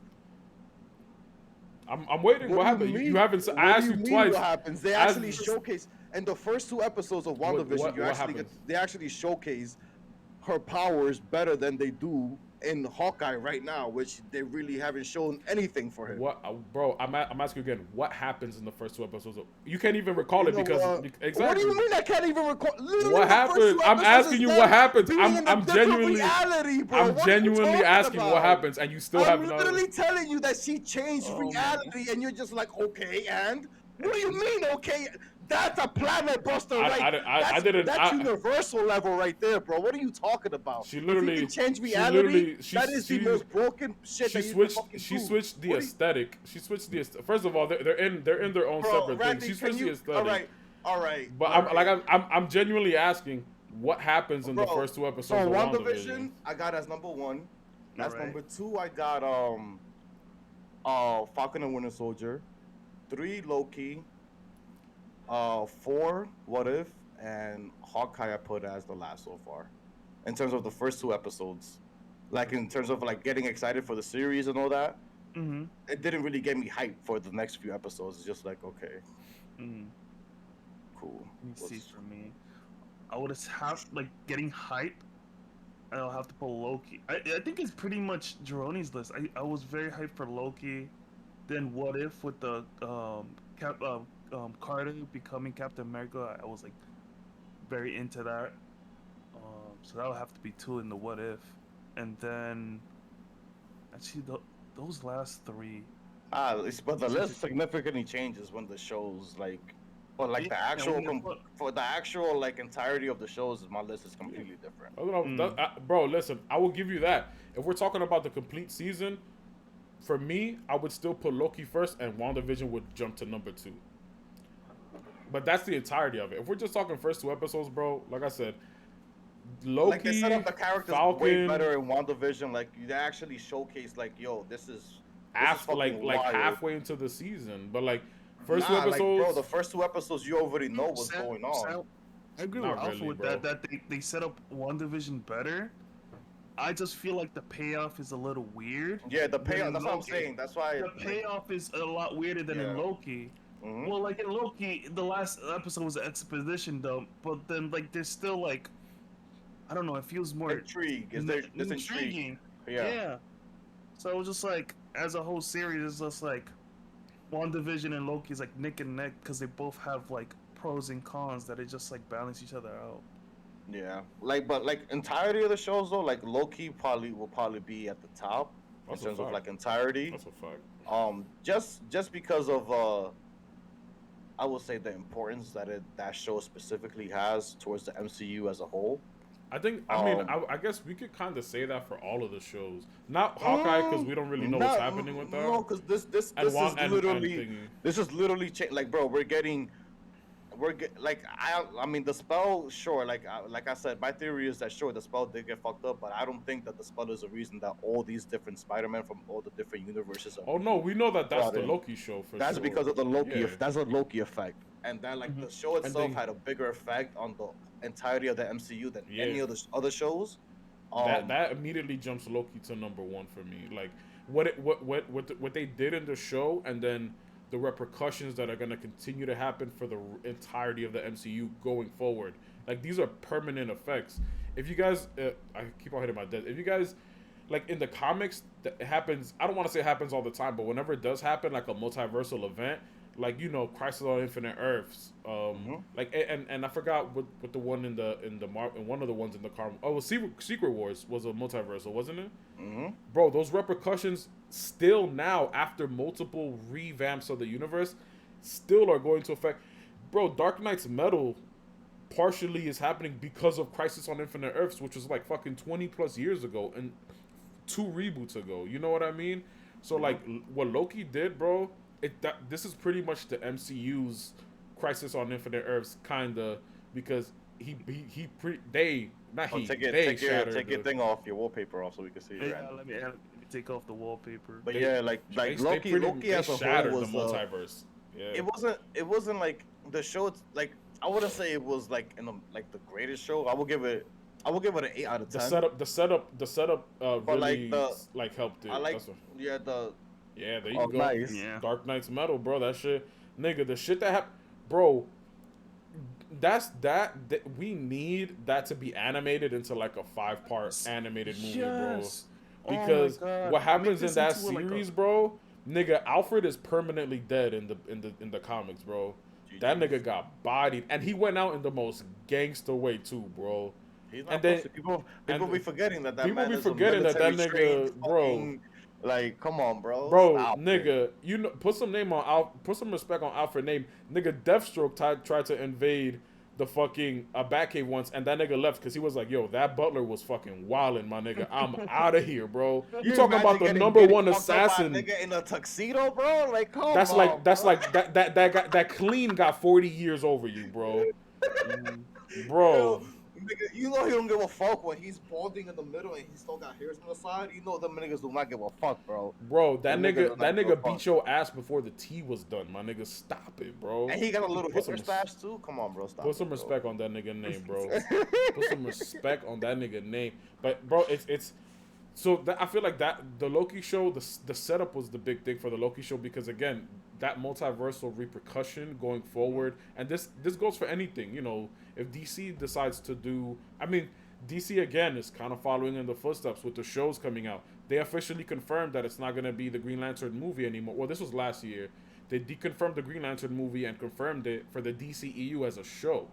So now we're getting. So they're supposed to do. Literally, the Green Lanterns, from all the comic books stories online, from like all the channels that I watch, by far the Green Lanterns have the longest stories out of all the fucking superheroes. Nigga, bro. and Blackest Night, nigga, they, all that they shit. Have, fun fact, actually, Green Lantern when I was a kid was my favorite. John Stewart Green Lantern was my favorite superhero. He's still top 3 for me of one of my favorite DC heroes. Yeah. For me, it's split between John Stewart and Hal Jordan. Kyle Rayner is good too, but he's not there for me. I guess, you know, bro, like me growing up, obviously I was the blackest one in my house, so everybody will always talk shit about that. And seeing John Stewart pick up that ring, bro. And my son Samuelito used to play football too. That nigga used to wake up in the morning, booyah! my son Vic, bro. Man. I love it. My top 3 is Static. Static, honestly, Static Shock. They're revamping his comics. So underrated. Yo, It's actually, so underrated. You rewatch it and it tackles so many dark Static themes, Shock. Oh man, it's so good. It's so good. That's a fact. It goes with racism and like shootings. Everything, bro. Everything, bro. We grew up in those scenarios. Like we grew up in those scenarios. The only difference is that we didn't have electrical superpowers, but we all went through that shit, bro. All went through that shit. It was Static Shock was the most relatable show growing up. By far, yeah. This looks like the hood. Yes. That's a fact. Detroit. It's literally Detroit universe. That's what they before DC got it. The Detroit. What was it called? They said it in the Detroitverse? No, it was the Dakotaverse. It's a Dakota. Yeah, the Dakotaverse. They are. I don't know if you should start reading them now, Randy, because they're early on. But in what was that shit called? The Fandom, the DC Fandom. They have a panel there. I don't know. Did you watch the Fandom, Randy? Not all of it. They I have think I the was working that day. watch the panel for fuck, what's the name of their company that owns Static Shock and them? I forgot. It's something calming, whatever. But the people that own them, right? First of all, a company that was started and is owned by people of color. 2, 3 very famous, very well known black comic book writers and creators started that thingy. And bro, so they are revamping their what's it called? Their universe right now in the comics. So they're starting fresh, and they are actually Milestone Comics. That's them. So Milestone actually is revamping their universe right now. So Static Shock is in its first few books. What was it? Hardwire. I think is it Hardwire that's there too. They're pretty much revamping all of their comics right now. Bro, when I tell you, Hardware, Icon, Blood Syndicate, Static, those are all Milestone comics. Icon. Oh. Yo, I literally say this all the time, and I bring it up to people that like. So underrated, bro. Because people saw him so dirty, bro. Yeah, people saw him in Justice League, and like they tried to set him up in Justice League to be like a thingy, but he never got his shine in that show. They just had him working in the fucking tower, like all a the scientist time or some shit, bro. Like he was just in the background on the computer all the time, just there. Bro, you know how many people's jaw drops when I tell them this? I think I told you this as well, Randy. Or maybe you heard it on here before, bro. One of the first times that Icon and the Justice League and Superman met, this nigga punched Superman so hard. One time he sent him into space, and Superman came back down and pulled that nigga to the side. He's like, "Yo, are you Kryptonian? Because nobody has done that shit to me right now, my nigga. So we gotta talk, bro. We gotta talk." Like, when that wasn't even his full strength. Yeah, bro. That was him. I think it was something along the lines of like he like when he saw that it was really Superman, he was like, all right, let me see if this nigga's the real deal, and like just punched that nigga, bro. Like it's kind of my favorite scene with Superman, honestly, is the scene where he's fighting Darkseid and he's like, I don't have to hold back. Yo, that was probably his best scene in the fucking animated show by far. Like him just letting it all loose on Darkseid and just whooping his ass. Like that was nice to watch. But that should have been Doomsday. Fucking if they would have done him in the thing, but I get why they couldn't do him. Doomsday is there's certain characters that are honestly, even for a kid show, they're too and they're also too violent. Like they couldn't have done Doomsday in a nice way. Even though Darkseid beat the shit out of the Justice League multiple times in the comics, like to death, but you know they could do it a little bit more thingy. How come we never get to? Yeah, that's the one thing about Darkseid. We never get to see his actual like form in the shows. They never like. They never fight. He's the size of a universe. I don't think they'll ever show his actual. But still, like, I mean, he's just losing. He's trying to achieve a goal, and they keep whooping his. Not that they beat him so easily, obviously, but like. That Darkseid is literally he's just projecting himself what he wants you to see. That's why, and even then, if we're being honest, he's won a couple of times too. Him being that, I guess maybe every time he just gauges how much power he wants to give out that time. Because like I said, bro, those are all things that he himself takes into consideration. This nigga's the size of like a fucking universe. Like he's not after all of the stuff happened with Darkseid in his prime. Like, bro, they literally would not be able to touch that nigga if they were to come to where he was actually at. Like. Nigga, that shit is bro. He's like Dormammu pretty much. Essentially, yeah. I was about to say, just imagine bringing Galactus like out of nowhere in the MCU. He is. We'll see him pretty soon. I'm pretty sure of it. No, not even. That's not even close to Darkseid. I'm talking about that is a universe. Coming out of nowhere, like Bro, Dormammu is a better comparison because even Doctor Strange himself did not want to fight this nigga, bro. He's just like, yo, bro, please, let's just talk. My nigga, I told you, let's talk, bro. Bro. I can do this all day. I just want to talk, bro. I'm not gonna. So one thing I was thinking about too when I was watching Hawkeye the first time earlier today, Yo, can you imagine him having gone through all that shit and then watching a fucking musical, bro, about Bro, that that shit? shit was I was the like, worst. yo, I was like, bro, there's no, I don't know why. Yo, I the felt fact his that he pain, stayed bro. that Loki long, wanted to bro. watch it. Loki, well, I wanted to watch that musical. No, Nah, bro, I can't, bro. And like, I mean, I don't like musicals in general, if I'm being honest. Nah, But that at the was same different. That was at the same time, like we're talking, look at it through Hawkeye's perspective, bro. He lived through all of those events, and these people are like, I get it. At the end of the day, it's a form of flattery, like, because they're not trying to say that everybody was whack. They're like, yo, these people saved our lives, this, that, and the other. But like, Hawkeye's like, yo, my nigga, you know how many times I almost fucking died, like, and y'all are fucking jumping around singing and shit. Like, come on, my honestly nigga. my favorite part of the Hawkeye show was the intro, pretty much when they show 2012 Avengers and Kate Bishop watching them from her home. Yes, that was I was mad good, bro. I love that. That was honestly the best. Cause That was the best I really like part of low the show. key, low key, like timeline wise in the MCU, that's but we also don't know. Did she? They have. I don't. Well, they haven't said it yet. I know that first. I watched it now. I watched each episode twice now. Maybe they'll talk about it sometime down the line this season. Well, Like timeline wise, the way that like age wise, I guess for her too. I don't She was think she 12. got blipped. I don't think she got blipped. I think No, she she's. didn't.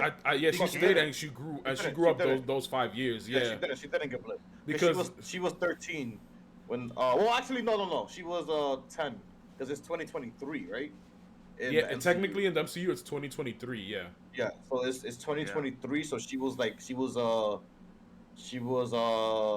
20. She was 11. She was 11. Wait a minute, When? but they were no, when joking she about blipped, no, the she's age a 22 lot. right now. She's 22 What in the happened? MCU. She's 22 in the MCU. Yeah, but I'm talking about She's- when the thing happened, when the Oh, when the 2012 Avengers thing? events happened. Yeah. Yeah. It was And 11 when then that happened. because that was the blip happened technically 2018. It makes uh, sense that she was like around 11 too, because she was fully self-aware already. She wasn't like Yeah. a kid anymore. She was actually like They also didn't make her seem like she was like 6 or something like that. She looked no, like she was already yeah. she was already like that's what I'm saying. Like she was already like The pretty way much, she like, fully spoke, self-aware, yeah, exactly. Like she knew how to like speak and like handle herself and Yeah. you know I think Like, she according was to a- that, she was already doing the karate shit. she was already doing Yeah. karate for 7 years. And then she started the bow stuff after her dad died after the events. That's when she started doing the archery. So she's been stuff. doing archery for 11 years. Yeah. I think 'Cause she got inspired. She got inspired by Hawkeye, yeah, watching because of him Hawkeye, shoot because he saved her life, bro. and he doesn't know that yet. He doesn't which know- I'm pretty sure they're yeah. gonna get some. Yeah, they have to. They have to. Like, I mean, that'll be one of their moments that they'll have. They like- kind of teased it already. They already kind of teased it in the show when they were like, oh, like when she was like, you never like.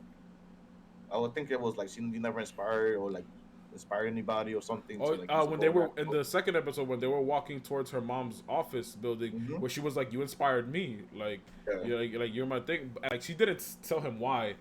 He probably assumes she's like, "Oh, she probably just see me." But in the she news said and- when they first met, she was like, "Oh my God, you're my favorite Avenger!" Like, Mm-hmm.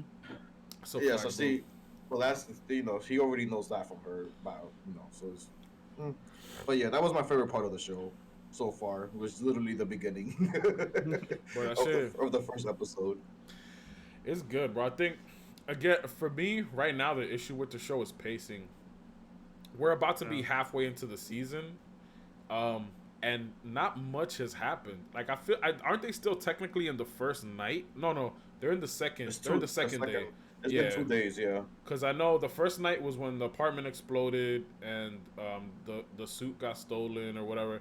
The second night is them now being tied up by the tracksuit guys and Echo's there. So Yeah. it's been up. It's I been just- 2 days in the show, and Yeah, I he just did don't say like when that characters Christmas was in like 6 days. So now Yeah. technically Christmas is in 4 days. Yeah, I So- just don't like when they bring in characters and they're like automatically just whooping like 10 people's asses at the same time without like how, like okay. Yeah, she hasn't even been technically trained by Hawkeye yet. So there's no way unless she's Unless she's pulling an Arisham and she's lying to us about her background and she's been through like training or something. No, but like it just doesn't make like it's just like okay, so out of nowhere they we trying have to this explain person that can like. Nah, but do the thing all is, of this. Randy. The thing is, Randy. The only explanation they give us, the only thing that she says, she was like, "Oh, I'm a black belt in karate. I've been doing it for years." Karate doesn't show you how to defend yourself against 20 fucking people at the same I feel time. like they were trying to do that with the intro to show her backstory in a visual way, so you don't be like asking, "Oh, how did she know this?" Oh no, she went to the not the Olympics, but you know she was going in third place, and then she was training more. She was doing like. Well, I will say this. She should be able to handle herself against 2 or 3 people. However, goons are just fucking like retarded, bro. When it comes to like fighting, again, there should be no reason why one of y'all, unless you were fighting Hawkeye himself, and even then, at least 2 of y'all should have gotten a bullet hole in that nigga. Like, there should be no reason why there's like 20 of y'all and not one of y'all gets a hit with a gun. He can't defend himself fighting wise against all of you at the same time and people shooting at him. You know what I mean? So same thing with her. It was just that it's plot armor. You know, like she like they literally wait for her to get up and then start shooting, and by that time she's already like moving her hand or whatever the case is. So, but you know, it's just one of those things where they make the grunts dopey in these shows. So it's that, bro. It's really that. So Randy, out of well, I guess for both of y'all, I'll answer it too. So far, like out of all the MCU characters, the main ones. Obviously, we're not gonna get into all the side characters because there's like thousands of them, the motherfuckers. But like, out of the main cast, like, how do you rank them in terms of like who has the best movies and storyline and character? Who do you rank? Like, what's your list? What would you put? What's the best movie? Let's just top 5. Let's put your top 5 because there's so many characters. I mean, I was gonna say, as far as like, to be fair, it's really Captain America, Thor, and Iron Man are the ones that have multiple movies aside from. No, but like just in general, like just the character development, like how the characters are, like all that, like take all that into consideration. Like, what are your top 5 characters in the MCU? I would have to say. It's hard. I'm trying to see if I would either put Iron Man or Captain America first.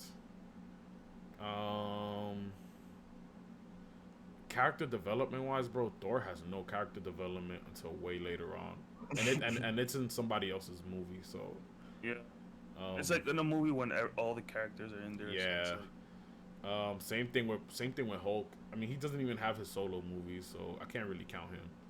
Ragnarok technically is his him and Thor's movie. Yeah, if that. But they just can't name it Hulk in the title because of legal reasons. Who else? I don't know. It's tough, bro. If I have to go, I would put Spider-Man and Black Panther up there, even though again they developed in other people's movies, but they do have their own movies still. If it wasn't for Falcon and Winter Soldier, I would have just straight up said Bucky, but yeah, I gotta because that movie itself was so good. I was just like, yo, honestly, all right, I would put Captain America first. With that alley from Winter Soldier because it's the follow-up movie to that. So I mean, and I'm not saying Captain America as the first movie. I mean, like it's in general. Civil War is also his movie. No, it is. I know that, but it also set up Spider-Man technically in the MCU, which that's why I would put Spider-Man up there as well. He wasn't really in there much though. But they gave us, you know, the whole scene with Tony going into his house and all that. Like they set up Spider-Man, and then we got his movie like, the year after, or something like that. So yeah, there was that. All right, I would do Captain America, Iron Man, Spider-Man, Black Panther. I don't know who I would put at that 5th spot, if I'm being honest. Yeah, I'm trying to think. Me? I would flip Iron Man and Captain America. You would put Iron Man one? Yeah, and then I could see why. They're the best set up characters so far in the MCU, both of them. Because I feel like it really was Iron Man that really started everything, but also like who had the better setup though. I also feel like Iron Man, like his first movie was really good, Mm-hmm. Yeah. But then like his other two were like okay. He actually did like his main thing like in the Avengers movies. He was really good in the Avengers movies. Yeah. That's his thing. Like he did really good in those movies. But me, I'll still put Captain America first. His first movie wasn't my favorite. I feel like he had a But- better setup in his movie than Iron Man did in his movie. Like yeah, to, but his to turn his them story into was still the, like the story was still good in the movie. yeah. It wasn't my favorite though. Like it wasn't like I wasn't really like all that like wild by Okay, it. so what would you say this? But- Who do you think had the best as a superhero in the MCU so far? I would say who do you think had the best origin story of how they turned into their hero? Or Doctor Strange by far. Yeah. Oh, actually, I would put. Matter of Oh, I fact, forgot Doctor I would honestly, I would bump that list. I would put Doctor Strange third. I didn't have a fifth, so I would put Doctor Strange third, and then Spider-Man and Black Panther in the. So So that's I all, definitely I forgot about that. That reminded me about that shit, bro. Yeah, absolutely. Look where he at. Look where he's at now too. Look With how just important one he is. fucking movie, bro. I mean, obviously, in Infinity War and Endgame, yeah, but technically, one movie and this nigga just skyrocketed Bro, to the top, bro. without him, Infinity War would never happen, and Endgame would have never happened. Yeah, they would have lost immediately. Immediately, it was GG's. Or So well, no, that's why- sorry. They were setting up for the most powerful character, Captain Marvel, who came in and was the most powerful character, and you know. She was, but I don't know about that, bro. I watched the movie. Somewhat, She didn't do somewhat. nothing. She didn't do anything. Every time something happens, I'm like, I can't be an Earth. I gotta go somewhere else. Yo, I'm the most powerful character. And she became like her running meme was like Majin Buu in Dragon Ball Super. Every time they needed this nigga, he's asleep. Can't do nothing. yeah. That's Every a time fact. we need Captain Marvel, where is she? Let But that's the me thing, though, beep like, her with because she's on the broken other side of characters the like fucking That's the universe. thing, because it's like you can just be like, oh, yo, can you come do this real quick? And be Granted, like, yeah, "Ah, if she was in the beginning of Infinity, if she was already on Earth in Infinity War, that Thanos would've would have been won. GG's. Yeah. Yeah. Her and So, like- Doctor Strange, nah, bro, it's clipped. And like Wanda wouldn't even have to have come Wanda. out, bro. Like, Okay, hold on. So I got Captain America first. Number 2, Thanos. Number 3, Doctor Strange. wait, I thought we were talking about like just Heroes? heroes. Yeah. I said MCU characters. Alright. Because think about it. He's been set up since the first Avengers movie. We've been getting the setup for Thanos, and then he comes in Infinity War, succeeds in what he's wanted to do, and then we get Endgame from that also. Which So, like- which also, and I'll die on this hill. Literally, most dumbest like, fucking. The universe is overly populated and there's not enough things. So Well, I have actually, to- now that Eternals came out, yeah, but even if that, bro, that's not the case in the comic books. That's still a stupid well, reason. it's not. to But do obviously, what he remember, did. we know this already. Like, we gotta stop expecting them to just take whatever's in the comic and put it on the TV. They actually- it's not gonna happen just thi- like that. This was the first time, bro, where I'm gonna go against that and say this was the first time in the movies that they actually gave a better reasoning as to why Thanos did what he did, as opposed to the comic books where Thanos is just like, yeah, the universe is overly populated, so I'm gonna kill half of the people. and that's it. No, in the comic books it's even worse. He's doing it. Oh, Because I of love Death, so I'm gonna just do it just for her. And it's like that's boring, bro. Like that was a problem with the Flash show. Everything is always a fucking love story in the fucking show. Well, This nigga the thing always too crying. with Thanos is that off rip, that I even before the Lady Death stuff and all of that stuff, it's a stupid fucking reason to do It what is. you did. It's the dumbest. Mhm. That's literally It is. like At least the in the dumbest fucking movie, thing. At least in the movie, like he witnessed, like he had a theory that maybe even though it's a really harsh and think about the job that a god has to do, right? And how like they don't even think about the consequences, not the consequences, but they don't think about, oh, I'm killing off a million or a billion people. If they have to blow up a planet to save the entirety of a universe, they're gonna blow up the planet, no problem. Think about Zeno, bro. How many universes and planets he's blown up by accident, and they don't even bat an eye, right? I mean, So nobody this is, really can like- bat an eye towards him anyway. Yeah, exactly. That's what I'm saying. Like the work of a god, of an actual god, is so like above our understanding.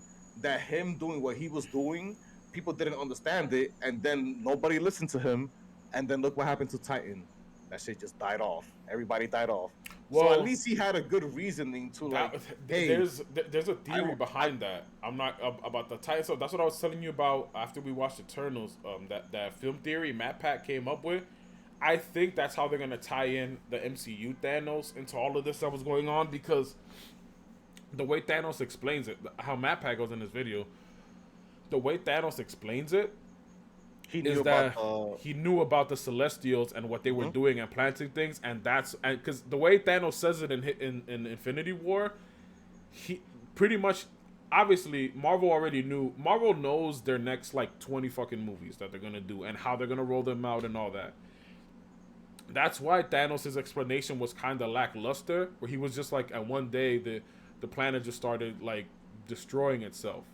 And they thought, they made it seem like it was just natural selection, but then now we could assume, obviously, maybe Thanos, that's why they call him the Mad Titan, because Thanos was the one that ended up, obviously, him being an Eternal as well, ended up finding out about what it was that the Celestials were doing to each planet, how every time that happens.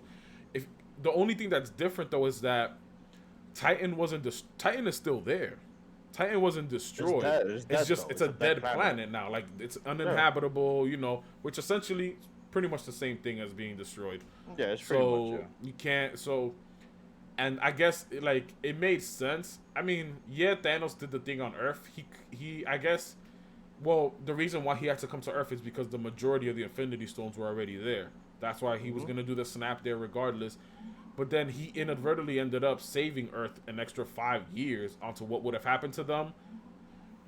The way that Ajax says it in Eternals, technically, for the day that Thanos got there, it lined up with the timeline, because if things would have gotten normal, Tiamat would have hatched a week after Thanos got there in Infinity War. If the Infinity War would have never happened. So whatever day that was, if it was like a fucking Tuesday or whatever, that day, 6 days ahead from that, Tiamat would have hatched and Earth would have been destroyed. But he expanded it another 5 years, and then I guess the one thing that like still bothers me with all the MCU stuff is just we don't know. We know technically when the Eternals movie takes place, like at least current time, it takes place obviously after Endgame and all this shit. But at the same time, you have shows like WandaVision, which took place a couple of weeks after Endgame. You have Spider-Man, what was it, Far From Home, which took place months after Endgame. Which technically, from what people are saying, it takes place right around the same times as Eternals. And then, obviously, No Way Home and Doctor Strange also take place all around the same time.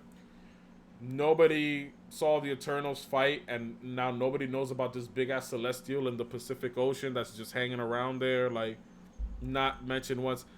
Granted, they did say the Eternals originally was supposed to come out early last year.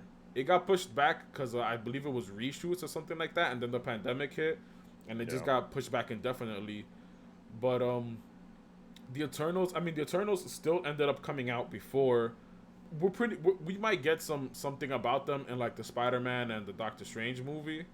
I'm mad that the Doctor Strange movie got pushed back, all the way to May, even though it's only an extra 2 months still.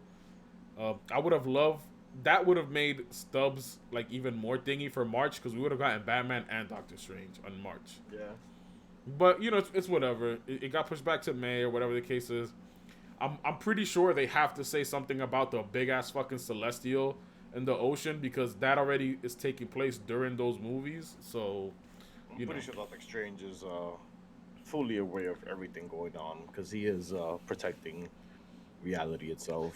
But also, they have to also mention Wanda in the Spider-Man movie, because when you think about it, remember, WandaVision takes place directly after Endgame, literally days after Endgame, and then the end of WandaVision, like WandaVision in the show's time. It took place over, like, what, a week, maybe?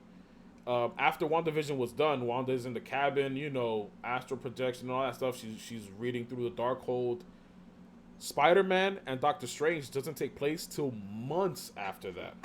Because remember, the Far From Home and No Way Home take place right after it, like one after the other. We're literally talking like as soon as Far From Home finishes, No Way Home starts. That's literally that, and then Doctor Strange right after that. So Wanda has been reading the Darkhold, has been doing it for months now in the MCU, technically in that timeline. So what's gonna come from that? Like, Bro, she's already cemented herself as top 3 strongest characters in the MCU. yeah, she has to be. Her literally, Even, Agatha actually, said it. it's hard. Her power is only rivaled by the Sorcerer Supreme.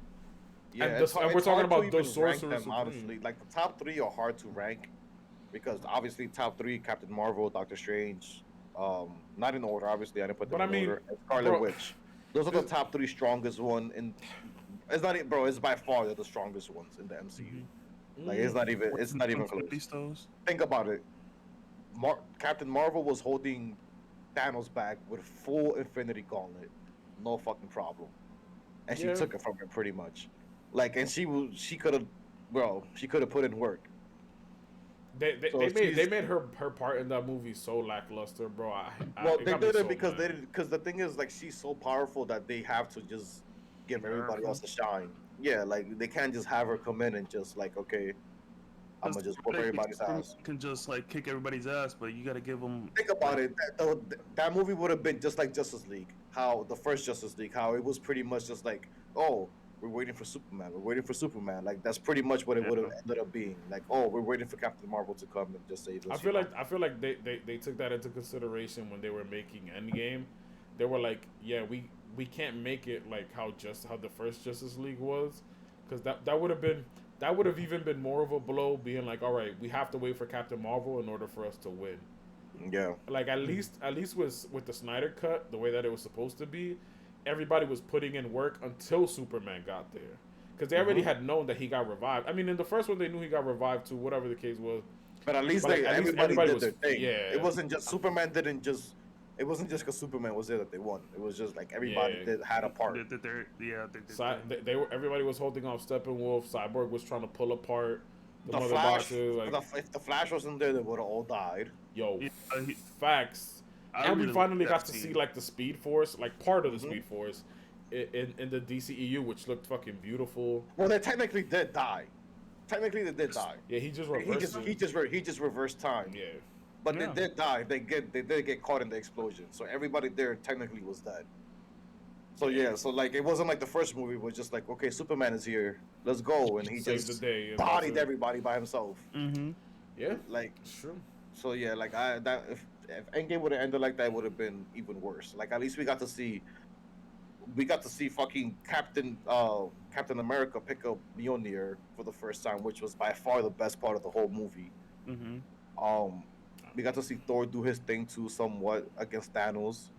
Like weapons. Yeah, they were doing the little combo moves. That shit was fire. Mm-hmm. We got to see Scarlet Witch actually put in some work and actually scare Thanos. This nigga was definitely about to fucking die. It was like, everybody did their thing. It was I'm happy it turned out the way it did. At least somewhat, I'm not gonna lie, bro. That's another thing too. Had Infinity War and Endgame would have happened after WandaVision, it would have been clipped for Thanos, bro. Mm-hmm. It really would have, bro. Scarlet Witch would have been able to take that nigga out, dolo, bro. She could have already, but the thing is that she was too focused on Vision, on saving Vision, that she was remember, she was like trying to save Vision and then like fighting Thanos at the same time. Well, I mean, at the same time, I wouldn't say that she was already able to, because she wasn't fully able to use her powers. Yeah, she got that at the end. But she had it in her. I'm saying she had it in her to do it. But I feel like for her, it would have been, if they would have leaned towards that, they would have given it to Captain Marvel for sure. If it would have had to come down to that, because I feel like story wise, they again, which I hated that they did this. How y'all gonna set up Captain Marvel and then not give her that shine? Like, yeah, her fight with Thanos was good, but it wasn't what they were like setting her up to be. You know what I mean? Like, she should have been the one that easily just like, all right, you do this, have Thanos like get jumped by everybody else. You fly the gauntlet over to Tony or to Hulk or whatever yourself. Like, Captain Marvel would have literally blown through that battlefield, bro. Yeah, but that's the thing. Like, I don't think it would have been fair for the other Interesting. characters, because like her movie, like yeah, her opponent was very strong, but like in terms of like the whole skill of the MCU, I'm gonna be we didn't honest, really bro. get to I see kind of like forgot her much. movie. What happened? I forgot what happens in her movie. I didn't watch your Exactly. movie. Yeah. I watched it. I remember I enjoyed it, but it was very forgettable. Yeah, Mm. but like it's not like for her to just come in and then just do all the work, it wouldn't have been fair. Like Yeah. even in Infinity War, where Doctor Strange could have just came in and just like done a lot of work by like if he would have came in at the beginning of the movie and just fought Thanos with only the Power Stone, I give Doctor Strange a pretty good chance at winning that fight because power against Doctor Strange is whatever. Like he But doesn't matter how strong you are against him. It's the fact that he can. it's just like times. He could, Well, like he could literally technically, take your soul out of your body, bro. And Like, he had the time stone also, so it would have been a fair 1v1. rewind time and then just stop everything from ever happening. Exactly. But that's boring. So He's- like that's why they could have done that with Doctor Strange too, where he would have just came in the beginning. Because bro, he's Doctor Strange. He knows everything that's going on. He knows, like he knew that Thanos was. I'm pretty sure he knew. He already knows who Thanos is, because well, I don't know. I don't know if they did it like that in the MCU, but I'm pretty sure he yeah, I was already gonna knew say who Thanos in was. the MCU they made it. I mean, bro, I watched Infinity War and Endgame a lot of times. In the MCU, they made it so that Doctor Strange. The way they're going with Doctor Strange in the MCU is that they're keeping him Earthbound. Like aside from Dormammu, when it comes to the stuff outside, whenever it's brought up to Doctor Strange, he kind of just looks at Wong like, yo, you know what these niggas are talking about? Because I don't. Like, you know what I mean? Which sucks because we Yeah. know who Doctor Strange is supposed to be, but they're keeping him Earthbound. I'm pretty sure they're gonna set something up a lot bigger. I have a feeling. Well, no, It's more power. you know what it is though. Yeah, well, no, not that he wants more power. He's gonna continually, gradually learn, bro. At the same time, remember, Doctor Strange has only been Doctor Strange for a couple of years in the MCU. His movie came out technically 2017. Yeah, 2017, right? That's when his movie came out. but I think the story 2018. took place in 2015. No, because remember he literally that was right around the time for Thor Ragnarok. Yeah. Those two movies right there. So that was 2017. Infinity War happened 2018. He was Doctor Strange for about a year when the main thing happened in the MCU. So he really hasn't even been like his actual. He's not in his prime yet as Doctor Strange, and the fact that he's already done what he did in the MCU, that's wild. But I feel like they're keeping him Earthbound for a reason because of what's gonna happen with the future. Like obviously, well, the multiverse stuff, obviously. That's gonna completely change that, but also like what they're doing, bringing in like the Celestials and the Eternals and all that stuff. I feel like the way that they're going about it, and these guys, everybody that I've heard talk about this, brought it up in a really good point. Whether it be like New Rockstars, Emergency Awesome, our boy Gershon, whatever, or even us talking about it, off stream, off podcast or whatever. The way that they're setting up Doctor Strange right now, he's clearly gonna be the next Tony Stark. As in regards to like he's gonna be the one appearing in everybody's movies, like something's gonna happen, like we need y'all to pull up, let me open a portal, come through. Like, you know what I mean? He's gonna be the Tony Stark now for the MCU. I just hope that they like utilize him properly. You know what I mean? Like, don't just like. Obviously, they're not gonna put him in the movie because he could come into most of these people's problems in their movie and deal with it like that. Like, you know what I mean? That's my issue with him being a Spider-Man movie and just doing this big ass spell that has significant repercussions. Just because Peter doesn't want people to know that he's fucking Spider-Man. Bro, remember what we said last week? They didn't know that it has significant repercussions, though.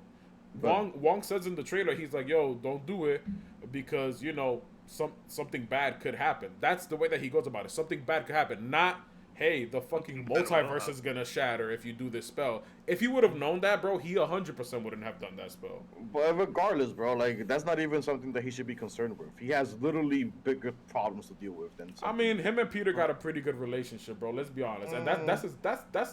I don't want to say, "Yo, that's my boy," but like they saved the. Doctor Strange says it in the trailer. He's like, "Peter, we saved the world together. You don't have to call me Doctor Strange. Like you could call me Steven." or whatever. Yeah, but but still, they have a close I don't know. relationship, so Doctor Strange was just looking out for him. He's the Sorcerer Supreme. He could do whatever he wants, but he was just looking out for his boy. And Wong again, also, none of them knew that I'm telling you, even though we were like, oh, you know, it's Doctor Strange. If Doctor Strange, if somebody literally, or if he reads a spell and the side effect is, hey, if you do this spell, just know there's a chance that the fucking multiverse will shatter. Doctor Strange is gonna be like, I'm pretty sure there's another spell we could do. We don't gotta go with this one. Like, I'm pretty sure there's another spell we could do. I don't If know, that was the case, bro, they haven't explained that to us, so we gotta go off what they showed us. Yeah, well, no, they did. I'm saying, bro, in the trailer, they don't go about that spell as like, yo, it's this crazy ass spell. Wong pretty much gives him like the dad finger. He's like, yo, don't do that because something bad could happen. Not like, yo, don't do that. You could fuck up the fucking universe, nigga. Don't do that shit. Wong is just like, yo, don't do that. Something bad could happen. Don't do that. And then he just leaves. Like, you know, like even Wong doesn't take it seriously. If Wong knew the repercussions of that spell, Wong would not have left. Wong would have been like, I'm gonna make sure you don't do that shit, my nigga. Yeah, but you would expect the Sorcerer Supreme to know better, bro. He doesn't know. He doesn't know all the spells and everything. It's right when the thing of Loki happens, right? Yeah. Also, let's be honest too. Every time you see Doctor Strange in the Sanctum Sanctorum, he's reading a new book. Which again, bro, he's only been Sorcerer Supreme for a year. He doesn't know half the shit that he needs to know. So he wouldn't know about things like this. And that's literally the only reason why they would do something. Because remember, if we go based off the source material, in the comics, Doctor Strange pulls off that spell, no problem. It doesn't have those repercussions. They're doing this based off of, you know, 50-50 thing. Oh, Peter spoke during the spell, he fucked it up. And then also, I guess that was one of the spells that, like, you know, hey, if this spell gets interrupted, again, you know, the whole multiverse is gonna break. Granted, like if he would have been the Sorcerer Supreme for a lot longer and would have and they would have made him more aware of a lot of these like more intense spells, he wouldn't have done that shit, bro. He wouldn't have done it. He would have been like, yo, Peter, listen, the best I could do is like, I don't know, bro, but not this spell, my guy. Like, yeah. So according to Disney Plus, how they do it chronologically in time order, Doctor Strange happened right after Black Widow movie and right before Ragnarok. yeah, so that was like 2016, 2017. So he's been Sorcerer Supreme for a year, bro.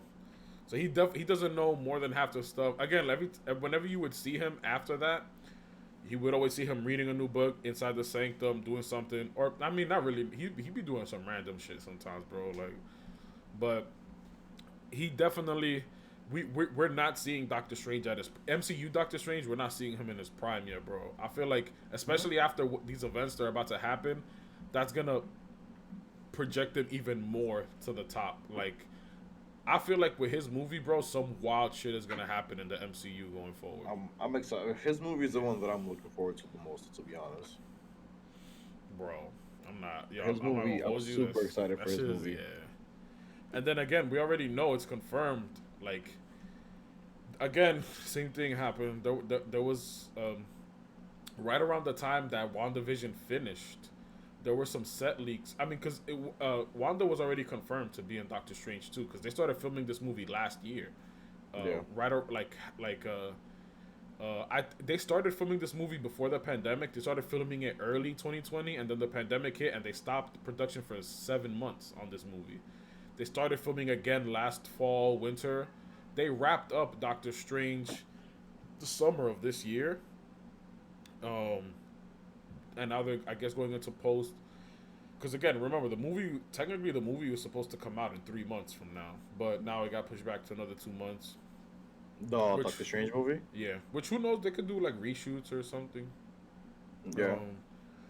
But we knew from then that Wanda was already confirmed. And then the set pictures leaked, and they did show a scene where Wanda and Doctor Strange were facing each other like in a fighting pose, and then you see like VFX kind of like, you don't see the effects go around them, but you kind of see them like part of it is a green screen behind them, so you can kind of tell that it's gonna be them fighting for part of the movie. But then again, like, we honestly, we don't even know the plot for Doctor, which I love that. I love that only that was leaked from Doctor Strange's movie. There has been like really no leaks for Doctor Strange's movie, bro. No plot. I mean, we don't even have a fucking trailer for the movie yet. I feel like we're gonna get that after Spider-Man is in January. theaters. I feel like January, yeah. And Spider-Man has to be in theaters already for a good time, a couple weeks, and then they're gonna give us Doctor Strange stuff. Then again, obviously, I feel like Spider-Man is gonna be one of those movies where we're gonna be looking at definitely 2 post-credit scenes, maybe 3. One of those post-credit scenes is gonna be the Multiverse of Madness, like leading into 100%. that. And then another 100%. one is probably gonna be like a super fan, like Spider-Man kind of situation. Like I feel like whatever happens in the movies with these old villains is gonna set something up for Spider-Man in his future. Could be a Morbius. It could be, because that technically is the next thing in his timeline. Or then again, we don't know when Morbius takes place. That's another thing too. We don't know when Morbius takes place. Well, It could take place remember, before. This guy, Vulture's already in jail, so it's definitely after Eh. the first Spider-Man movie. And the first Spider-Man movie took place it was like after Civil War, before Endgame. I mean before Infinity War. So it was out. So technically, the first Spider-Man movie took place around the same time as Doctor Strange and Thor Ragnarok, I guess, and Black Widow too as well. So that group of movies took place around the same time. So you could kind of say the way that they're going about it. I hope that Morbius takes place after Endgame, but before Far From Home and No Way Home. Think about it. When does Eternals take place? Eternals takes place. I don't even think we got a date in the movie. I know it takes so. I think we got a year, maybe. No. No, it takes place before the multiverse. Happens after Infinity War for sure. After Endgame, it happens. It's So it's even after better, Endgame. even better. Okay, so it happens. So it after takes Endgame. place this year. Technically, what I want to call it is this year, which is WandaVision, Falcon and Winter Soldier, Eternals, Spider-Man: Far From Home, No Way Home, Doctor Strange. All of this takes place the year after, starting with a couple days after Endgame, which is when WandaVision takes place. All of these movies take place within that year. Supposedly. Honestly, we'll just wait until it gets to Disney Plus and just check it chronologically how they put it in. Yeah, I mean, when we watch the movie, we'll know when it takes place. Because, again, bro, I feel like, so the way that they're going about it, at least from what like a lot of the people that I was watching say, they're going with the fact that this movie takes place right before Far From Home. Because Eternals? yeah. Okay, so that's fine. Okay, cool. So that pretty much puts it at like about like 8-9 months. Falcon and Winter Soldier technically happens before Far From Home as well. Okay, that's okay. So the Morbius. So I'm assuming the Morbius movie then takes place Sometime this around. year. Yeah. No. Around the time of Infinity War. No, it can't because at that point After the first Spider-Man movie, it takes place. They wouldn't put it that far back in the timeline. Well, I only say that maybe because Blade, if that was Blade at the end. It does of the not take Eternals place. movie. It does not take place during Infinity War because they call Spider-Man a murderer in the Morbius trailer, and they call him a murderer because it takes place this year. Okay, yeah. So as long as it takes place before the Eternals movie came out, it makes sense. Because I feel like that's the only reason that Blade will even make an appearance, is because Morbius is around. Not really. Blade and Morbius are best friends in the comics. But that's what I'm saying. Like, I feel like that's probably a main reason why Blade gets introduced at the end of Eternals. Because I honestly feel like Morbius is going to be part of the MCU. He is going to be a part of the MCU. But I feel like they definitely should drop Blade in this movie. I feel like that would make the most sense out of all the movies coming out, aside from his own movie, obviously in 2023, which from what I've been hearing, I've been hearing that they start filming around January, February for Blade. So that means that probably, if we're lucky, for the holiday season next year, we should get a Blade trailer, which I would be dumb hype about. I'm not gonna lie. But I've been hearing that. I hear that they're gonna start filming for the Blade movie January, February, around there. which would be dope because this movie is slated for spring 2023, which spring technically begins in March, ends in June, so that's a 3-month period. I'm hoping it's on the earlier side. I'm hoping Blade gets the March slot for 2023. But we're also getting the Fantastic Four movie in 2023, and so all the movies coming out in 2023 that are confirmed: Fantastic Four, Blade, the Marvels movie, the one with Captain Marvel, Miss Marvel, all that. Ant-Man is 2023 as well. This Ant-Man movie actually is probably gonna be like a really important movie in the MCU. Yeah, bro. They finished what's it called? Principal photography recently and all that shit. I think Ant-Man has the summer slot for 2023. The Marvels have the early slot that year. They have the winter slot. So I think they're gonna be like January, February that year. Then you have Blade in spring. You have Ant-Man in summer, and then you have Fantastic Four in the fall. That 2023 is looking really good for these movies, bro. I don't know. Oh, but yeah, I'm excited. I'm excited for these movies, man. I'm still a little worried about the Spider-Man movie because there's a lot going on, but Yeah. I'm still very excited to watch it. Obviously, I'm gonna be honest though, I would have been worried for the Spider-Man movie, but in reality, it's setting up Doctor Strange. That's really what this movie is, to be honest. So that's why I'm kind of like, all right, it's cool. It's really the beginning of Multiverse of Madness. That's what this movie is. Yeah, and also no Spider-Man, because that's what I'm saying, bro. I feel like this movie, we're probably gonna get it post-credit scene, but there's gonna be something in this movie that sets up the future of Spider-Man, in his solo movies and stuff. But yeah,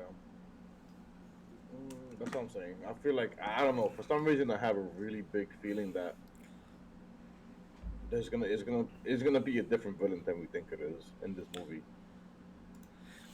yeah, I could see that, like, potentially having that villain lead into Doctor Strange, but also probably be a villain that's going to be more so for Spider-Man in the future.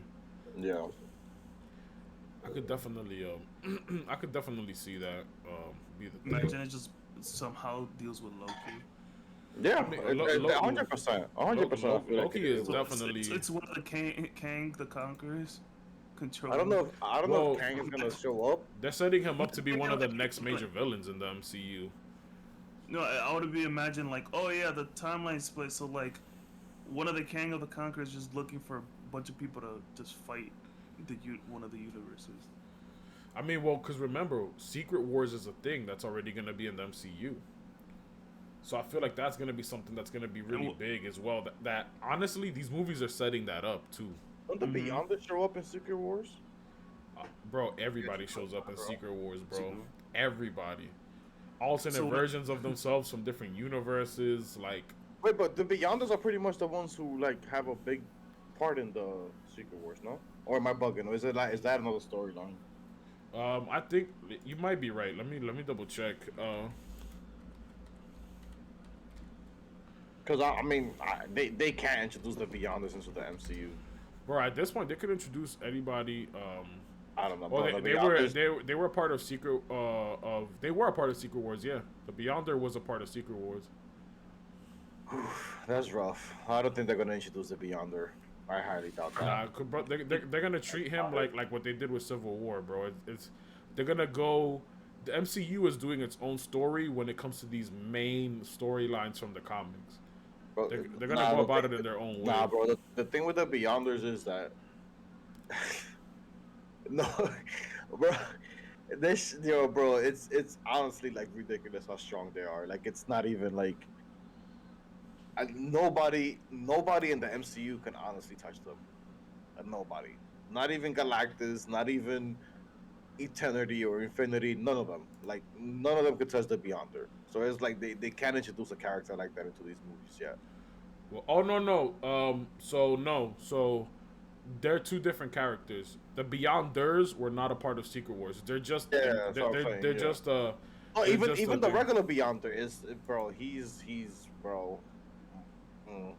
You talking about the guy with the white outfit, I believe so. black hair? Mm-hmm. Yeah, he's bro. If you look up his comics and his storyline, he is nobody in the MCU can touch him. Not even Captain Marvel. Not even Doctor Strange. None of these niggas can touch him.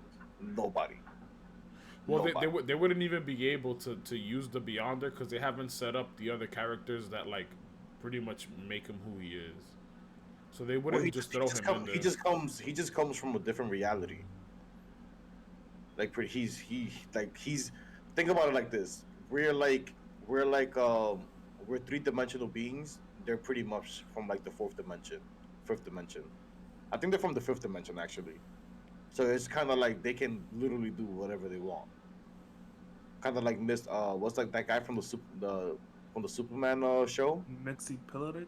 I Yes. don't know. Mr. Him. Mr. Mr. Spitlick. Mr. Pillaric. I don't know. Mr. Spitlick. Him. They're pretty much like him, but not a fucking dumbass like Mr. Spitlick is. They're extremely powerful, and like they wouldn't even they can't introduce a character like that into the MCU. You know who's gonna be the sixth in the Sinister Six for Spider-Man? Ooh. So remember how we're doing multiversal things, right? Mm-hmm. You guys know who was confirmed to be Kraven the Hunter, right? In, Yeah, they showed the guy already. Yeah, I think so. It's the nigga that played Quicksilver in the MCU. He's supposed to be Kraven the Hunter. He's already cast as Kraven the Hunter. It's official. Pietro? Yeah. And we're doing and they're going into multiverse things. Bro, this is what I'm saying. I'm staying on this. I think that these villains are gonna stay. I don't think they're gonna send them back, bro. Oh, it's not about them. I don't think they're gonna send them I'm not back. worried about that, but I feel like they're not think gonna they're be stay. they're not gonna be like the main. Think about it. If that's Pietro, bro, then that means Wanda's gonna be. flip, bro. Yeah. And she's already at full Scarlet Witch mode. I feel like That's what's what I'm gonna saying, happen bro. That's what from I'm this saying. movie, what this movie is gonna set up, what the Spider-Man movie is gonna set up, and what's gonna come through Doctor Strange and after that is gonna be insane, bro. I wouldn't be surprised if Wanda gets her own movie, like sometime down the line, bro. She should, 100%. She should. Agatha's getting her own show. You saw that? Nah, I didn't see Yeah. that. House of Harkness. Agatha's getting her own That was show. a meme. No, that's real. Well, Oh. the Agatha All Along thing, that was the song that they did in the show. Like it was Agatha All Along, but they in Disney Plus they showed the title. It's Agatha House of Harkness. Oh wow, I didn't know that. Yep, All right. Just that shit is gonna be, more shit. which is gonna be like. I wonder if it's a prequel show because I mean she's locked up in a different dimension right now with no powers. So unless what's this nigga comes and saves her, the devil. But you know, there's that. But it's But yeah, Aaron Taylor Johnson. I think that's the guy. He's cast as Kraven the Hunter. And That's gonna be interesting. For Tom Holland Spider-Man. That I'm not gonna lie, I feel like we weren't supposed to know that. I feel like that might be integral to the Spider-Man movie as well. That's what I feel like, bro. I'm not gonna lie, Because they haven't showed him in the trailers at all. At all. And remember, Yeah. we know, bro, they're not gonna give us 5 major villains in this movie. We know we're getting the Sinister Six, and I'm not even counting Venom. Like we know we're getting the Sinister Six in this movie. Yeah. But you know, when you break down the trailers, like what we were doing last week, there's a lot of things that like are kind of weird. Aside from Lizard being obviously decked by Andrew Garfield Spider-Man, invisible Andrew Garfield Spider-Man. Remember the part of the trailer where we think Electro is hitting Tom Holland? He actually electrified and pushed Doc Ock off the thing. When they were fighting there, yeah. So apparently Doc Ock is either, I mean, he's obviously the first one that gets caught, as we see in the trailer, from out of all of them. So maybe he starts working with Peter sometime down the line. He does. He definitely does. Yeah, I feel like it's wild, bro. I think Every These time I are think not my about it, favorite. bro, these next Spider-Man and Doctor Strange, bro, we already knew it, but some crazy shit is definitely gonna happen in those movies, bro. Yeah. I can see that. I can see that. I'm excited for that. Just to see where the MCU is going to. Going Bro. towards. Oh man.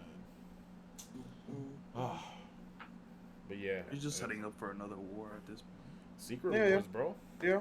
Secret Wars. That's the next thing. Essentially, that's the multiversal war or one of the They major kind ones. of set it up with the Captain Marvel movie, somewhere with the squirrels and them shits. Yep. Which my wifey was in that movie too, Gemma Chan. I ain't forget you, baby. I honestly, again, since I forgot about the Captain Marvel movie, I forgot she was in that shit. Yeah. Even though she was in like the first 5 minutes of the movie at the same time, but you know. I did tell myself for the holidays, for every year, I always do this, whether I was doing it online before, but HBO Max has had them now. I always watch the Harry Potter movies during the holidays, and I also have been wanting to watch the MCU movies in chronological order. Yeah, Chuck. Watch the Harry Potter movies. She hasn't watched them. Is she like Thompson, where she likes Lord of the Rings shit? Like, is that one He of those? does like Lord of the Rings, actually. Ew. Really? Why? That shit Talking is- mad shit about Harry I'm not Potter. really Oh, a fan of bro. both, but like Harry Potter is Lord way of the better. Rings? Lord of the Rings is fucking boring, bro. It's so boring. I tried to watch that first movie 3 times, and each time I fell asleep. That's the movie that legit first put me to sleep ever, bro. No, I'm not gonna lie. Fantastic Four put me to sleep when I watched it in theaters when I was younger. Because I went with my school. I actually had fun watching those movies. Silver Surfer kept Oh, me the up. first one. The first one put me to sleep. Silver Surfer kept me up. That nigga was It's nice, funny. bro. I was recently watching the Fantastic Four movie, and I was just like, The reboot or the first ones. I haven't watched Disney Plus. I Let me see haven't which either. one. My cousin Lennox went to go watch it in theaters, and he's not a comic book fan by any means. And he was just like, "Yeah, bro, that movie was mad boring." He The was one like, that came he's out in 2005. okay. So yeah. that was. Silver You know, Surfer. I will never forget. This nigga Thompson was like, his favorite character from that movie was the Thing. Because of that guy that played it. I was like, bro, I know, come all on. that cat. Oh my god, bro. Bro, I can't, buddy. This man wanted to order oatmeal cookies when we were at Insomnia yesterday, bro. It's like, oh wow, here goes our 80-year-old fucking friend dating himself again. Like, They had to make those cookies fresh for him. they have to make it. That's how you Eyes up. know them shits do not be selling one. They have to make it fresh for you, bro. Fresh. Oh my god. And then you got Slendy for the mint chocolate chip. Oh my. Yo, this man. Randy's a guy who eats a chocolate chip, a fucking Hershey's bar right after brushing his teeth. Bro, that shit. I could never do mint chocolate chip, bro. I like mint chocolate least- chip, and I like the black cherry ice cream. I'll take black cherry any day. But mint chocolate chip, yeah, that shit. We're not talking about the ramen either. We just blew over that. No, I said in the beginning we had the most amazing ramen yesterday, bro. Yeah, bro. That ramen was. I'm definitely going for the Shirumaru every time now, bro. Or Akamaru. Yo. That was Akamaru. I literally asked Mugen, "Is it spicy?" He's like, "It's barely spicy, right?" So I was like, "Oh, No. He said told it's you the that was a spiciest thing spicy. they He have. told us that ours was barely spicy. He told you, he was like, yo, that's the spiciest thing on their menu, bro. Like, no." But I asked him, I was like, because I asked him too. I was like, "How spicy is that spiciness?" well, he did say It's if you have a tolerance for it, then you'll be fine. I'm fine. Yeah, it was fine. But it I was thought really it was spicy. very faint. I found it very delicious, the spiciness. But it took Bro. me off guard that first sip. I was like, "Oh shit!" Yo, nah, bro. That to me, I'm gonna be honest, bro. That to me could easily become a weekly spot for me, bro. Specifically that one too, because it's just so accessible as well. It's bigger too. Yeah, I would definitely. I had no frame of reference, but you said it was a bigger location. Yeah, the other one. I mean, if we ever go to that one, you'll see it. I would only go to that other one on like a super slow night, maybe, or like if we get there right at 5 when they open back up, so we can get good seats. Because I think that the other one, I don't think the other one has the bar where you could sit at, like how this one had it, where it was like a big one. Yeah, I don't think that one. I don't think the other one has it because I remember looking back there and I did not see that. So, but yeah, I think we're gonna end it there this week, y'all. We gave y'all some Hawkeye stuff. We talked about the best movie that came out this year, Resident Evil. Talked about thing. Came out. What are you talking about? Bro, bro. Listen, that was the goated movie. Have anybody go back and hear the first half an hour of this podcast episode? If you guys want a genuine review about this movie, just watch the first half an hour of this podcast episode. It should tell you more than enough. Not a good Resident Evil movie. Not a good movie. Period. It's not a good movie. Period. But yeah, I think that'll be it for this week, you guys. I'll matter of fact, I think. Well, I mean, I'm not gonna be home tomorrow morning, so I'll get this episode to you guys on YouTube that are watching this right on time for Thanksgiving dinner.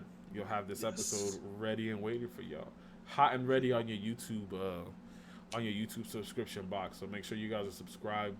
Make sure y'all go follow and subscribe to our boy DeadlyDandy 31 right now. I'm not again, so you can't subscribe, but you can follow. You can follow that, and let's get him to affiliate. He is consistently with us in multiple streams, and all. There should be no reason why he hasn't hit affiliate yet. Y'all should be supporting him just like y'all support us. So definitely get that man up there, y'all. We all trying to eat. We all hungry. We all trying to eat. Thanks for letting me in the podcast first time. That's a fact, bro. Definitely you'll be a returning guest in the future as well. So you could sit there and defend One Piece with Thompson while we don't care. I'm literally the Mugen replacement. We didn't slander One Piece at all this episode, man. Congratulations on the movie coming out. I'm excited for you guys. Yes, it's an animated movie, so it'll be. Talk about live action One Piece. Live action. Yeah. Isn't that gonna be a show? I thought is that a movie? It's a movie. Really? A movie. Live action. Yeah. Oh, GG. Also, we did 1,000 episodes. Clap it up. That is a feat. That is a feat. I'm not gonna lie. Yes, and they're on chapter like what 1,030 something right now. They're like 30 chapters. Let me actually double check right now. It's a feat. I respect it. One Piece is boring as shit, but 1,032. 1,032. Right. 1,000. If you guys want a lullaby, go ahead and watch you some One Piece. But on that note, we are out of here, y'all. Go ahead. Make sure y'all follow us everywhere. Our socials are gonna be there. It's linked all in the bottom of on the description of this episode when it goes up on YouTube. But yeah, gentlemen, let's get out of here.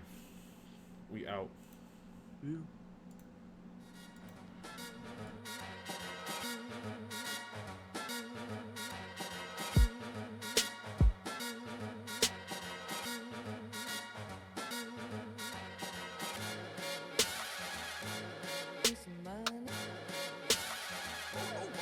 Okay.